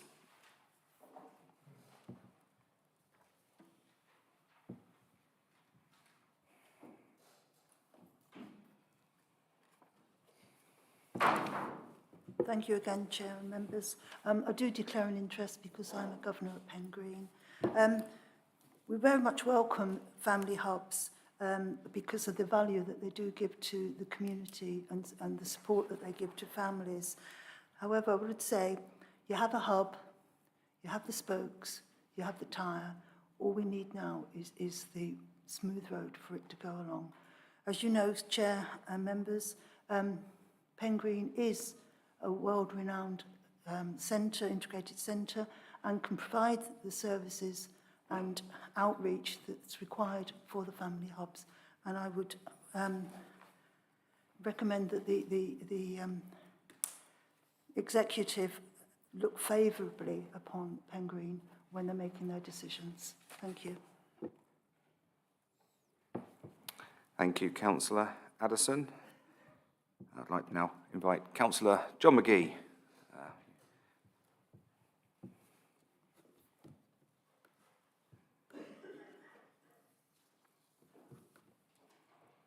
Thank you, Chair. And I want to begin by acknowledging how beneficial this Family Hubs model programme will be for Northants. There's no doubt about it. And I want to congratulate our officers in securing the funding. And I really do hope that we are awarded the Trailblazer status too. Chair, I don't have to declare an interest in Pen Green, but it is a place that, coming from Corby, that I love and adore and know the value of it from the past and now. But Chair, the national allocation of family hubs were awarded based on the deprivation by districts. And Northants, that means out of the 75 areas, we got it because of the data in Corby. Unfortunately, I'm not proud of that. I don't think any of us are, but there's a need there, and that's what this is about. We want the best for all our residents, Chair. And family hubs, we've got this thing about the way that they work, the hub and the bespoke model, where they will actually go out and work with their families in the areas. I'd love to say this is new. It's not, Chair. Pen Green were doing this years ago. In fact, in my area, we had a house in one of the most deprived areas. We turned a house into a bespoke area. We had a place in the villages. So what I don't want to happen, Chair, and sometimes when we change these councils around and someday it'll go back to 4 different areas, but I'll be dead by then, hopefully. But it'll happen. When we change these things around, we throw the baby out with the bathwater, don't we? Let's not do that.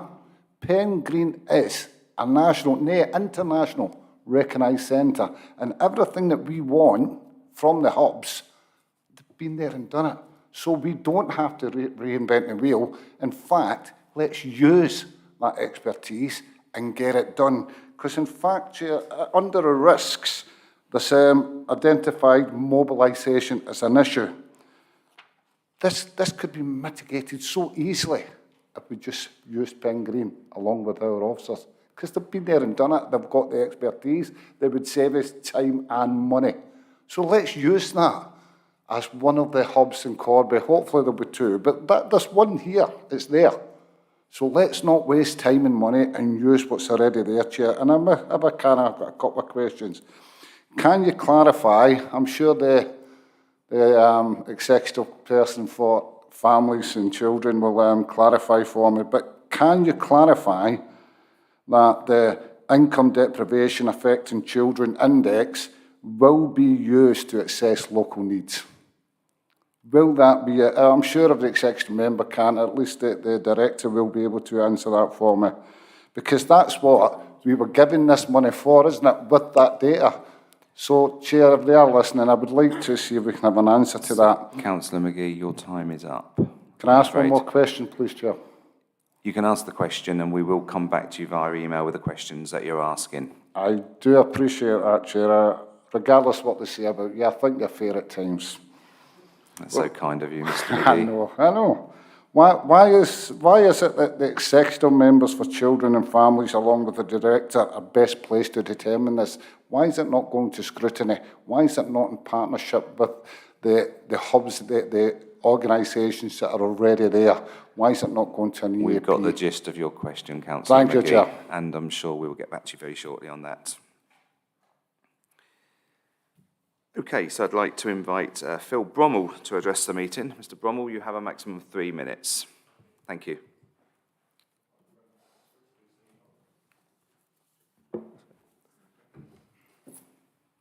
Good. I've got morning and afternoon written down. I'll go for good afternoon. I'm Phil Brommel. Thanks very much for allowing me to speak today. It's great that Northants have had the successful confirmation of funding for family hubs and the Start for Life programme. This is going to bring much needed funding and resources to Northants. But can we also recognise that Northants were not being considered for funding until 2024, and it was only through staff from Pen Green working with central government to make strong argument for Corby in terms of demographics that encouraged MPs to reconsider, taking the data into account and then to name Northants as one of the first 75 areas. I can see from the paper that's been presented that there are tight deadlines been referred to already to meet to get the programme mobilised. You mentioned Family Hub prototype in one locality, and obviously what comes to mind is the work that's taken place in Corby for the last 40 years. Pen Green Centre was set up as an innovative model of integrated working, a trailblazer for all early years initiatives, and is well placed to be the prototype family hub where you can test and learn and see how it goes. They're ready to deliver the family hub model and are willing to work collaboratively with others across the locality to build a stronger practice and better services for children, young people and families. They have established partnership working on site. They work closely with social care, health, education and the voluntary sector to complement their offer and not duplicate services. Staff and governors would welcome this great opportunity to work with the officers and the Family Hub steering group to build on the services quickly and be ready to roll out the Family Hub model across the whole of Northants on the expertise across the authority. Thank you, Chair. Thank you, councillors, for listening to me. Thank you, Mr. Brommel. I'd like to invite Anthony Lee. Mr. Lee, you have a maximum of 3 minutes.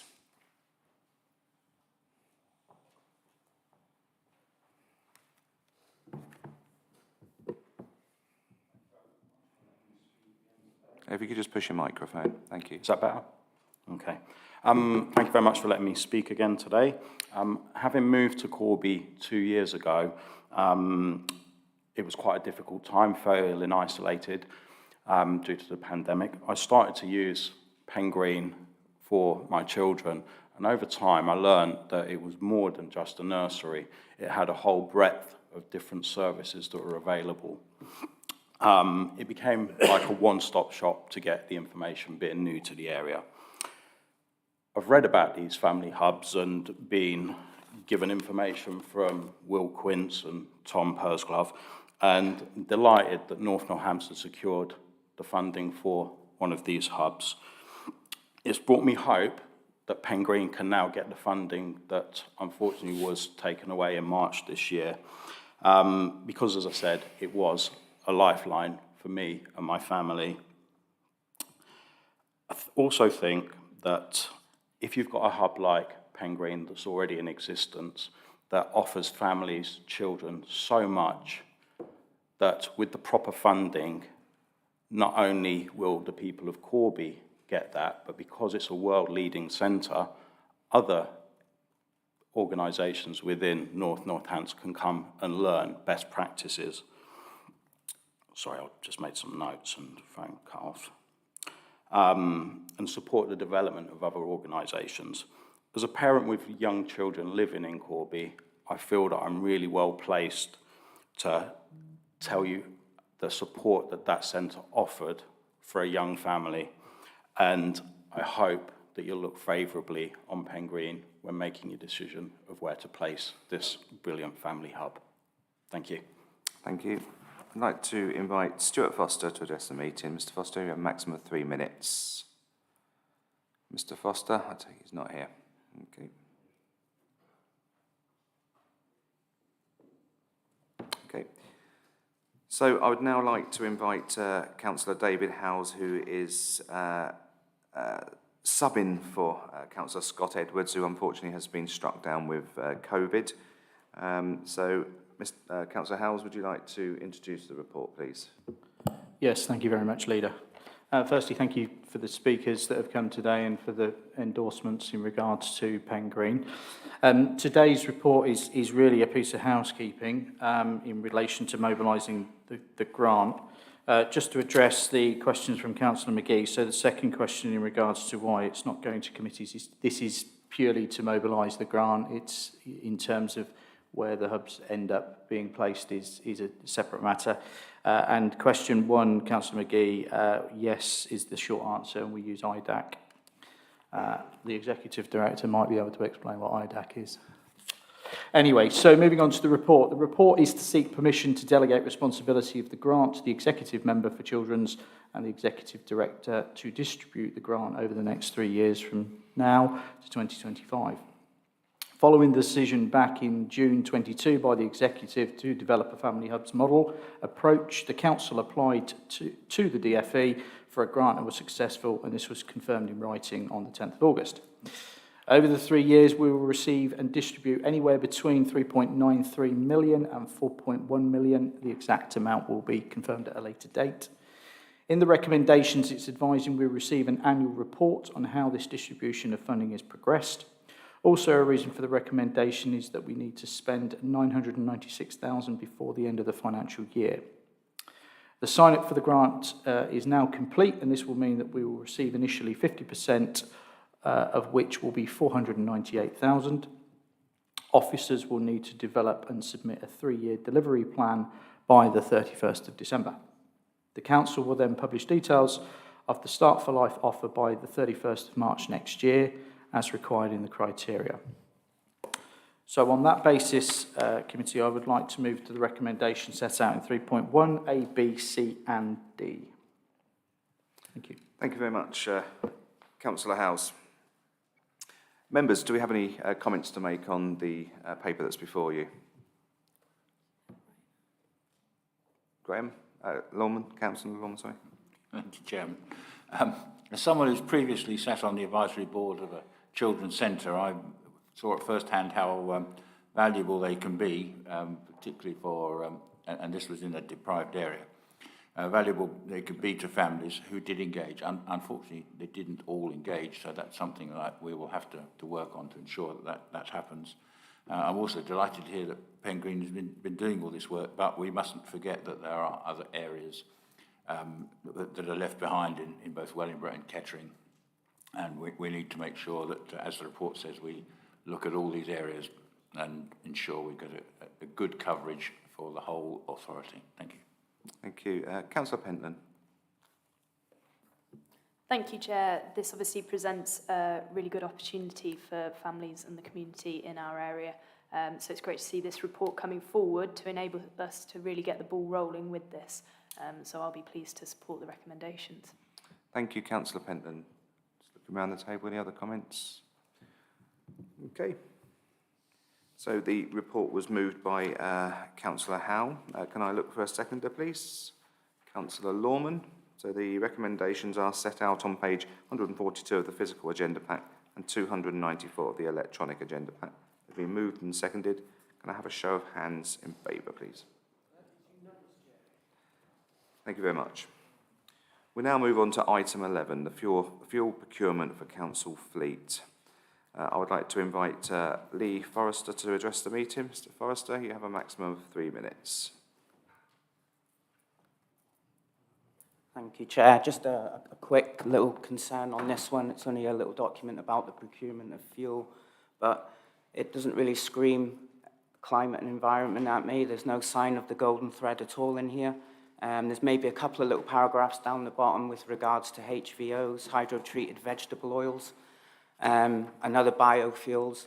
The concern there is biofuels aren't sustainable or 100% clean fuels anyway. So the question I did just want to ask was what other forms of maybe zero emission fuels are the council looking at, or are we increasing the electrification of the fleet,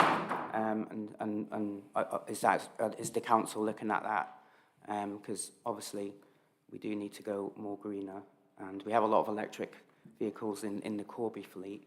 I also noticed in this document that the fuel hubs at Wellingborough and Kettering, there isn't one in Corby or East Northants. Does that mean that our fleet has to travel to Kettering and Wellingborough to refuel? That's not very environmentally friendly either. But yeah, that's all. Thank you. Okay, thank you very much, Mr. Forrester. I'd now like to invite Councillor Lorman to introduce the report, please. Thank you, Chairman, and thank you, Mr. Forrester. Funnily enough, my first thing to say was this: of course, it's the council's ambition to be carbon neutral by 2030, and part of that will be to run ultra-low emission vehicles. However, we are not there yet, and still have a range of vehicles such as refuse freighters, street cleansing machines, and wardens' vans, and plant and equipment such as mowers, which either use petrol or diesel. Those that know me will know that I've been a champion of getting all our vehicles electric as soon as possible. Executive will note that we have a 43,000 litre diesel fuel tank at our Kettering depot, for which the contract is about to expire, another of the same size at the Wellingborough depot, along with a 3,000 litre petrol one, which we need to regularise. I understand that Corby vehicles have to travel to local fuel stations. The report recommends that we procure a new contract for supply using an established framework agreement. This allows us a reliable yet flexible supply, as we can identify the most cost-effective suppliers. It also affords us access to low-carbon alternatives such as HVO. I commend option 3 and this report to the Executive. Thank you very much. Councillor Lorman, is there any other comments from councillors? Councillor Pentland. Thank you, Chair. And just building on what Councillor Lorman said in terms of providing that reassurance that this council is still moving ahead to low emissions vehicles, we have our climate change route map, which identifies key actions that we will wish to take in terms of lowering emissions from fleet. But also we have been undertaking a detailed piece of work around the council's emissions, which will culminate in a specific plan of how we reduce this in our emissions reduction. So that will build on this to enable us to get there. Obviously, we can't necessarily switch things overnight, and there's obviously work that needs to be gone into that to make sure that we get to the right outcome with it. But it's definitely being worked on to provide that reassurance. Thank you, Councillor Pentland. Right. Councillor Howe, please. Thank you, Chair. Yes, I'm I think it's right that we go for option 3. That gives us an opportunity to look at competitive rates. And I think in this day and age, with the challenges that we're having with all the costings, that we definitely need to ensure that we get the best value for our residents and try and keep our costs low. So I think that's the right option to go for. Thank you, Chair. Thank you, Councillor Howe. Okay, so the report has been moved by Councillor Lorman. Can I look for a seconder, please? Councillor Howe, thank you very much. The recommendations are on page 152 of the agenda pack and 304 of the electronic pack. Can I have a show of hands in favour, please? Thank you very much. So we now move on to item 12, full asylum dispersal model. And in Councillor Harrison's absence, Councillor Matt Binley will present this report. Thank you, Chair. In May 2022, the government announced the shift from the opt-in asylum model. This was due to the huge number of asylum seekers crossing the Channel. The Council has a limited direct role in asylum dispersal, as the work is being delivered by government contractors. However, the Council is consulted where any properties are identified for asylum dispersal. The Council is a key partner in a multi-agency forum which will receive data on how the dispersal model is operating and will consider the impact on local communities and service delivery. The Council will also facilitate access to local services such as school places, social care and primary care.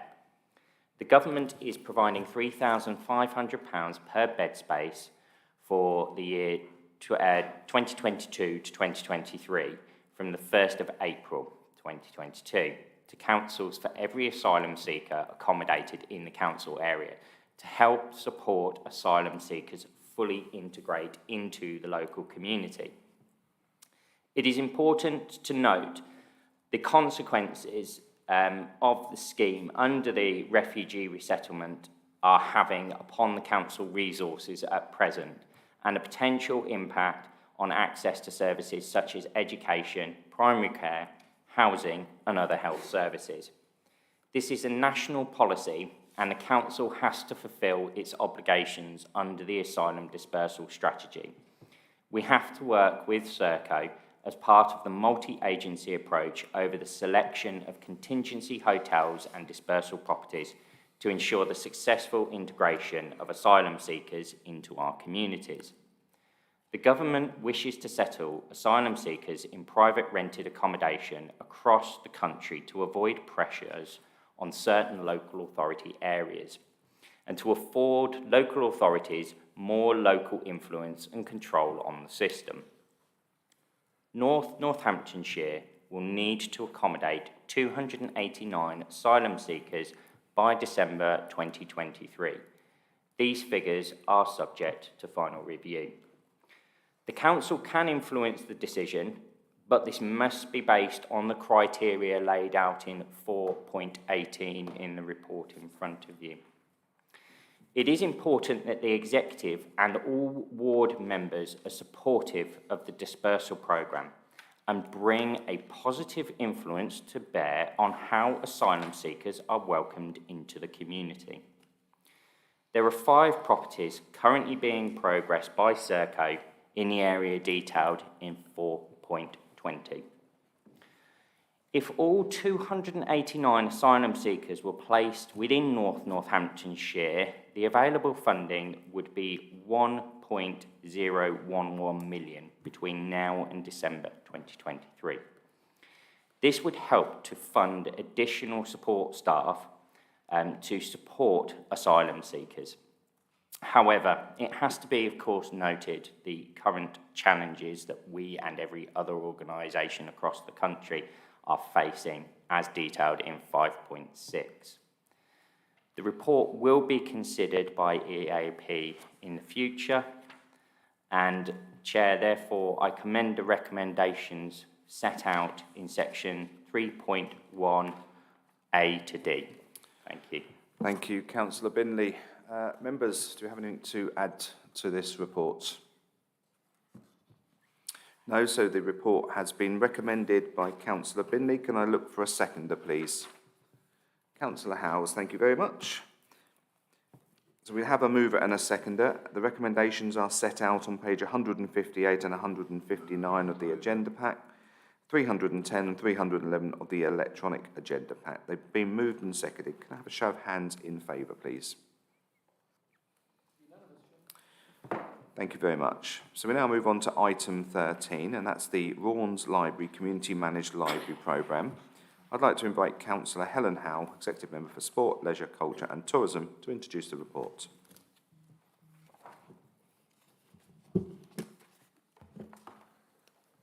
Thank you, Chair. So this report is to brief the Executive on the competitive process undertaken in July this year to determine the best organisation to take on the community management of Raunds Library and to seek approval to enter into a lease. Following a final call for expressions of interest in May, 2 organisations expressed an interest in taking on the running of Raunds Library as a community managed library. Both organisations submitted business cases, and a competitive process overseen by NNC's procurement was undertaken in July. The successful business plan was submitted by Creating Tomorrow Multi-Academy Trust in partnership with Raunds Community Library Trust. The decision to proceed with the handover to the successful organisation was approved by this Executive in June this year under delegated powers. So we now seek approval to proceed in entering into a lease with Creating Tomorrow Multi-Academy Trust at a 40% reduction on the market rent in line with all other community managed libraries in North Northamptonshire. This is the final stage of a long process that started under the former North Northants Council. No, it didn't. under Northampton. See, I can't. It's a tongue twister, isn't it? Thank you very much. Yes, Northampton County Council. I'm delighted we have now come to this conclusion, and we have a positive outcome for the future of Raunds Library, with no service interruption for our customers. I'd like to thank Raunds Community Library Trust and all the volunteers who have kept the library in Raunds running under a tenancy at will since 2018. Once the lease has been signed, the current tenancy at will currently in place between the Council and Raunds Community Library Trust will cease. In accordance with the existing service level agreement, the Council will provide ongoing support to the Trust that are delivering the community managed libraries to ensure they are able to deliver access to library services from the library in Raunds. I'm sure you'll join me in congratulating Raunds Community Library Trust, all of the volunteers, the Creating Tomorrow Multi-Academy Trust on its successful partnership. And therefore, Chair, I propose the recommendations as set out in section 3 of this report. Fantastic. Thank you very much, Councillor Howe. Members, is there any comments in relation to this paper? Councillor Brackenbury. Thank you, Chair. No, just not much of a comment really, but just very much to welcome this. I know it's been a fairly long and challenging road that has been trod here, but I think it's really good that we've come to a conclusion and that the continuance of really first-class library facilities will be continued in Raunds. And, just congratulations to everybody involved. Thank you, Councillor Brackenbury. Councillor Pentland. Thank you, Chair, and much the same as Councillor Brackenbury, that this is great for the local community of Raunds, but the surrounding area as well. And I know what a fantastic job the team do down there already serving the community, so it's great that this can continue in this way. Thank you, Councillor Pentland. Okay, so Councillor Lorman. I was only going to echo the welcome that this long-running saga is now resolved satisfactorily, and particularly working with an organisation who have proved themselves very helpful and able to work with us in other locations, as we well know, and which is very welcome, and the work they do. Thank you. Okay, thank you very much. So we have a mover in Councillor Howe. Then I look for a seconder, please. Councillor Brackenbury, thank you very much. So the recommendations are set out on page 170 of the agenda pack and 322 of the electronic pack. They're being moved and seconded. Can I have a show of hands in favour, please? Thank you very much. So we now move on to item 14, Waste Management 3-year Plan. I would like to invite Lee Forrester to address the meeting. Mr. Forrester, you have a maximum of 3 minutes to speak.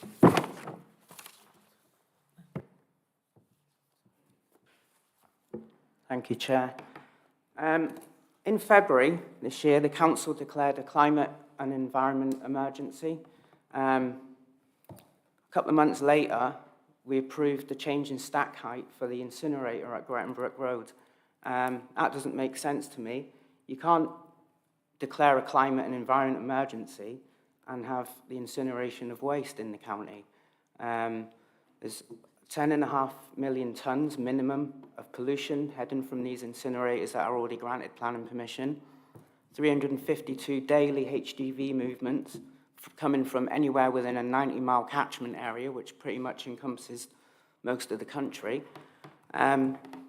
Pollution, including CO2, which we're trying to reduce, particulate matter, PM 2.5 and PM 10, which is very dangerous to health, heavy metals, all sorts come out of these things. And I just don't see how that fits in with the pledges that you've made. It looks like 50% of waste gets sent for treatments that maximise the potential for energy recovery, basically incineration. And a lot of that residual waste that comes after the recycling has been done can also be recycled. I've visited materials recycling facilities, a couple of them, and they're all saying the same thing. A lot of the contamination is because we're putting paper and cardboard in with our recycling, and that paper and cardboard then gets contaminated and is sent and turned into RDF pellets to fuel incinerators. It's the only way they can justify actually burning RDF, because the rest of it is pretty much plastic, which is oil.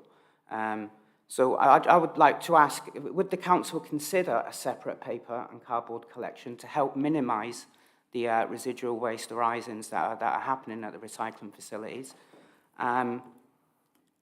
And where exactly does this council stand on the incineration of waste in the county? Because Scotland and Wales have introduced a moratorium on new incinerators. There's campaigns going now to try and encourage our government, your government, you know, this is your party and your government, that we need you to put pressure on this and to have a moratorium on new incinerators and prevent the incineration of waste in Corby and Northants. Yeah, it just doesn't make sense to me. And yeah, this golden thread with all these knots and frays now doesn't seem to be holding true. It's starting to look more like Jason's golden fleece rather than a golden thread. I'm sure there's a film in there somewhere. But yeah, that would help separating the waste more separately. It's actually required in the waste regulations Mr. Act Forrester, of your time's 2011. now up. Thank you very much. Thank you very much. So I'd like to invite Councillor Lorman to introduce the report, please. Thank you, Chairman, and thank Mr. Forrester again. I need first of all to point out that a planning application was from a private organisation, and that planning is independent and quasi-judicial process that this committee has no direct power over. I would, and of course we would welcome input from anybody with concerns, but this plan talks about setting out our process for the future, and it is exactly that sort of plan that you might be interested in. But we currently depend on the available facilities to dispose of material and make every effort to make sure that as much as possible is recycled. Waste services were born of those offered by the former districts and boroughs and the county council. There has been some harmonisation, but many of our contracts for waste collection and disposal either happen to conclude in 2025 or have been recently renewed to do so, or will be if they conclude before then. This allows us to take the opportunity to harmonise and rationalise all of our waste contracts and plan for the time up to then. Of particular interest will be the contracts for HWRCs, currently with Urbasa, and waste collections in the former East Northants area, now with FCC, as well as the residual waste disposal contract with Amy, due to run out in March 2025. This will also enable us to take account of new statutory burdens, including food waste, DIY material regulations, packaging and deposit schemes, as well as the growth in housing in the authority, and new treatment methods and means of disposal in that period. To do all of this, we need to have concluded options appraisals to inform our later decision-making to ensure compliant procurement and clarity for the medium-term financial plan. Members will note that waste treatment methods are subject to technological change, often at some pace, and are extremely complex to design, build and run. So it's not proposed to expect the Council to have undertaken this work either on its own recognizance or with a public or commercial partner by 2025. It will be research work to be done alongside the plan. We will also have to take account of the evolving government guidance after the Environment Act 2021, and we await direction in certain areas, and flexibility will be built in to accommodate this. This Council has already put in place a number of policies related to waste and cleansing, and these will also inform the plan. I commend the recommendations for a 3-year plan and procurement of a new residual waste disposal contract, as in paragraph 3.1 to the Executive. Thank you very much, Councillor Lorman. Members, do you have anything to add to this report? Councillor Howe. Thank you, Chair. It's just a question, actually, Councillor Lorman, if I may. In 4.2, am I right in thinking that the 157,960 is tonnage? Because it doesn't state. Thank you. Just for clarification. Thank you. Thank you, Councillor Howe. Just looking around the table. No other comments? Okay, so Councillor Lorman has moved the report. Can I look for a seconder, please? Councillor Binley, thank you very much. So we have a mover and a seconder. The recommendations are on page 178 of the physical agenda pack and 330 of the electronic pack. They've been moved and seconded. Can I have a show of hands in favour, please?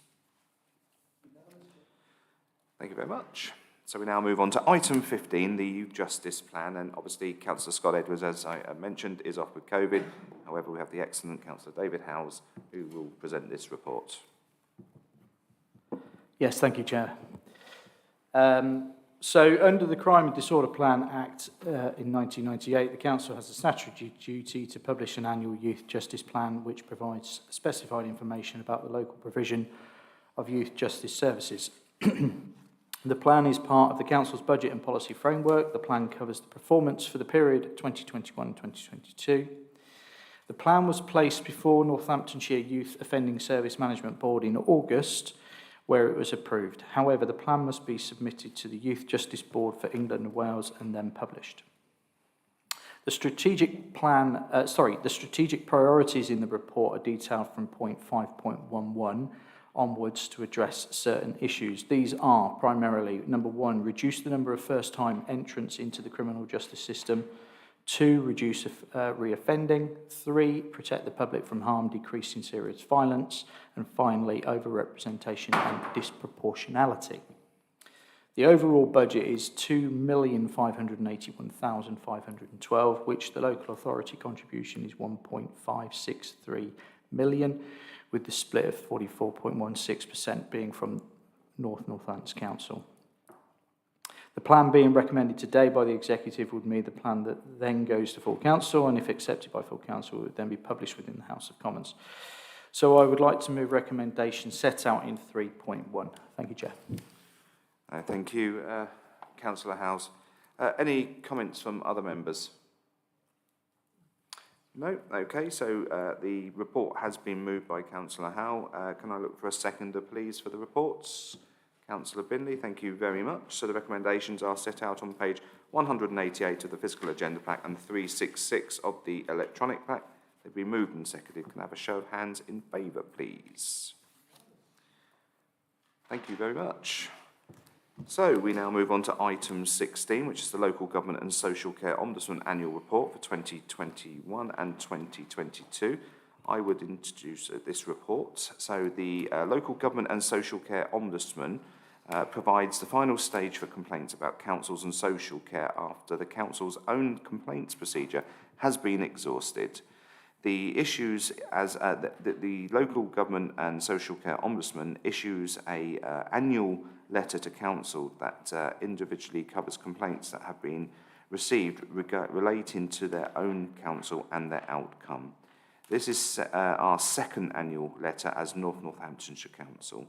Although the report also relates to the LGSCO cases that covered sovereign authorities that were concluded in 21-22, some investigations date back several years. Section 2 of the report sets out the overall number of cases the LGSCO investigated last year. There were 55 in 2020 to 2021, down from 91 from the sovereign authorities the year before. The LGSCO noted that nationally it had directed more improvements to be made, and it often goes beyond limiting its direction to the specific case matters. It also noted that both North and West Northants councils took longer than it would like to reply to queries last year. Accepting this was often a result of overlapping issues. Officers are ensuring that queries are now responded to in a timely manner. Section 5.6 summarises the individual cases and the remedies agreed. I am pleased to say that in all cases the Council was able to resolve the matter fairly and recompense complaints and complainants properly and swiftly. Members can use the hyperlink at the end of the report to browse these cases in more detail if they wish to do so. I look forward to next year's annual letter from the LGSCO to see how we have made a difference to the quality of life and the outcomes of our residents.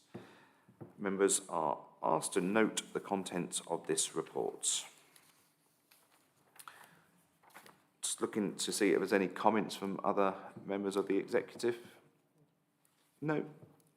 Okay, so I have moved the report. Can I look for someone to second that report, please? Councillor Howes, thank you very much. The recommendations are on page 198 of the physical agenda pack and 408 on the electronic pack. They've been moved and seconded. Can I have a show of hands in favour, please? Thank you very much. So we now move on to item 17, which is the capital programme update 2022-23.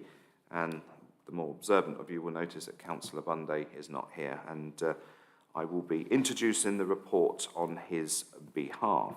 So this report sets out the details of our four investment requests that have come forward for this inclusion in the Council's capital programme since the budget was set in February this year. Firstly, an increase of 0.662 million in the value of the Disabled Facilities Grant to 2.562 million in 22-23 from that 1.9 million already allowed for when the budget was set. This change will be fully funded from external government grants. Secondly, a renovation and upgrade to the Kingswood Neighbourhood Centre totalling 86,900, funded from external contributions from Linwood Community Cooperative, who were successful in securing external lottery support. The only cost to this authority is being some officer time to assist with that project. Thirdly, improvements to housing, stores, system, processes and equipment, which will help to improve the efficiency of repairs service for our housing tenants, costing an estimate £162,820. This is to be met from environment within the Housing Revenue Account Capital Programme. And finally, £454,000 budget increase to complete the housing development on Cannock Road in Corby, which will be met through the payment from underspends elsewhere in the Household Revenue Account Capital Programme. The funding request for this report was subject to a decision on the earlier agenda item 8 presented to the Executive today. As Executive are proposing to continue their support for the scheme, then this proposal reflects that position. The formal approval of the funding route for the subject of this report to Council in November, due to the fact that the overall environment request for this scheme, including previous environments, exceeds the £500,000 threshold. This is in accordance with the Council's constitution. So therefore, I would like to propose the recommendations as set out in Section 3 for approval. This includes the recommendation that the Council approves a funding environment in relation to the Cannock Road housing development. Just looking to executive members for any comments on this. Councillor Brackenbury. Thank you, Chair. And very much to welcome the changes to the capital programme, especially in view of the increase to the capital budget in the Kingswood urban development. I think that's very much to be welcomed. Councillor McGee and colleagues had a very illuminating tour of Kingswood a few weeks ago, and I'm grateful to him for showing us around, and certainly, you know, an area which needs as much help as it can get, as indeed are other left-behind communities. I also, naturally, of course, we've discussed it earlier, very much welcome the environment for the Cannock Road housing development, because, you know, as we discussed in this executive meeting several hours ago, you know, that's absolutely very much to be welcomed. So, all in all, very good. Thank you. Thank you very much, Councillor Brackenbury. Councillor Lorman. Thank you, Chairman. Yes, I welcome all of these investments, but particularly I wanted to mention I have visited the property stores at the Kettering Depot as part of the assets portfolio, and just wanted to recognise the excellent quality of work done there. So, which, you know, people may not have seen, and the way they're able to adapt to suit people. And I think expanding that service will be an absolute excellent addition to our service to residents. Thank you, Councillor Lorman. Councillor Howe. Thank you, Chair. Yes, I'd like to congratulate Kingswood Urban Development Centre on securing this funding. I mean, it's very difficult to get funding, as we all know, for projects, and they've done exceptionally well with the assistance of the KHL Big Local and Lingwood Community Cooperative and the TNL Community Fund. So I congratulate them on gaining those funds. So yes, well done to them all. Thank you. Councillor Binley. Yeah, thank you, Chair. Just to echo Councillor Howe's comment on the Kingswood urban development, absolutely wonderful news, considering, of course, Kingswood is one of our left-behind areas. Councillor Norman mentioned the housing stores project. I was actually at the Corby depot on Thursday last week to see the work that's been started in preparation for this, and the work's coming along nicely and should, of course, improve the efficiency in the way that our Corby residents receive their repairs as they do in Kettering without having to wait for parts. And then, of course, the obvious, Cannock Road. Again, I was at Cannock Road at the site only Thursday last week to see the site, and of course what an eyesore it is in the fact that it's sort of half gutted, and I think it's very important, as Councillor Howe said earlier on, to get that project moving now and provide those homes to the 5 residents, and specifically the 1 resident who's been waiting since 2018. Thank you, Chair. Thank you, Councillor Binley. Okay. So I have moved the report. Can I look for a seconder, please?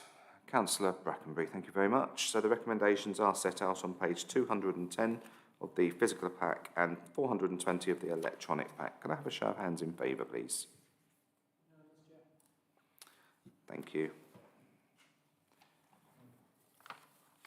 So we now move on to item 18, which is the budget forecast as of 2022-23. And again, I will introduce this report in Councillor Bunday's absence. So the period 4 budget monitoring report is based upon data at the end of July and currently forecasts an overspend of 4.608 million, which represents about 1.5% of the Council's net budget in 22-23. This is an increase of 331,000 since the position was reported last month. The main changes in the month have arisen from continuing inflationary cost pressures, as well as changes in the pattern of behaviour which have impacted on income levels in particular. For instance, Place and Economy has seen an increase in cost as a result of fuel prices and higher leasing costs for its fleet, as well as reductions against its income targets in car parks where activity has not returned to pre-pandemic levels. Income from bus lane enforcement is also lower than budgeted, as we begin to see the desired behavioural changes from motorists avoiding such routes. This will also help improve safety measures in these areas. Such pressures are often offset by underspends elsewhere, mainly in staffing budgets and supplies and services.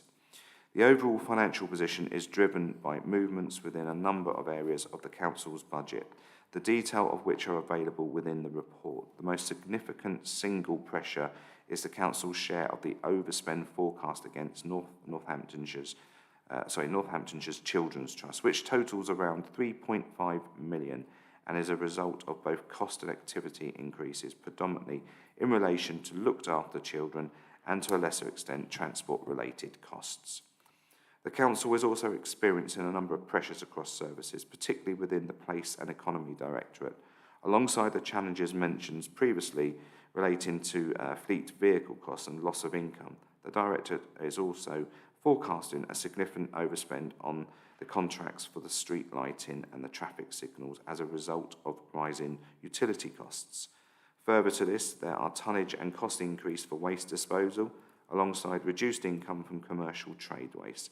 To offset this and other costs, we are seeing a number of underspends, most notably in staffing-related budgets across the Council, alongside further savings that can now be confirmed following disaggregation of the former County Council budgets. The household revenue account is showing an underspend of 335,000. However, this is prior to the pay award being finalised, which, if agreed, will move the budget into an overspend position of around 0.4 million, should other factors within the HRA remain unchanged. The challenging financial position that we are facing this year is not unique to this Council. We have put it into the context of the wider economic picture and the fact that such significantly inflation costs pressures could not have been forecast when setting this budget back in February last year. That said, our members and officers are working exceptionally hard to identify opportunities, mitigate this overspend, whilst continuing to deliver vital frontline services to our communities. We should also be considering the effect of the government's support for rising energy bills and the implication of the Chancellor's mini-budget announced last week to understand what this means for Northamptonshire and our residents and businesses, and will no doubt return to this in future meetings of this Executive. I would now therefore like to propose the recommendation as in section 3 of this report for the Executive's approval. Members, do you have any comments to make? Councillor Howell. Thank you, Chair. I think we're all very aware of the pressures that we're going to face moving forward, and especially utility costs. For instance, Corby International Swimming Pool. Well, you just need to imagine the costs of the heating of that swimming pool. So, you know, we are going to have to work really, really hard to try and make sure that we can still deliver all the services that we have to. So we've got a big job ahead of us, I think. So I think it was just worth pointing that out, Chair. Thank you very much. Just about the table.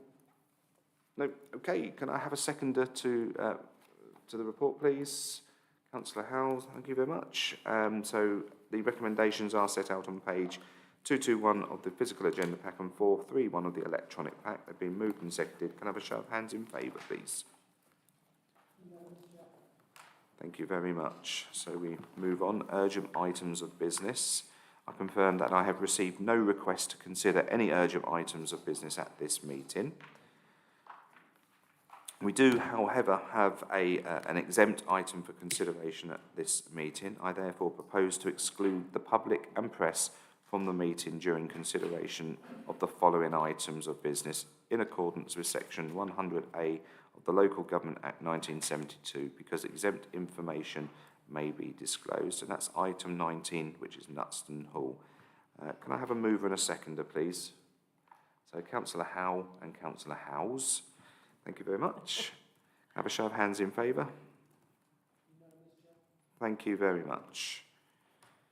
Right, so this completes this part of the meeting, and we now shall enter into an exempt session. And I thank all members of the public who have attended today.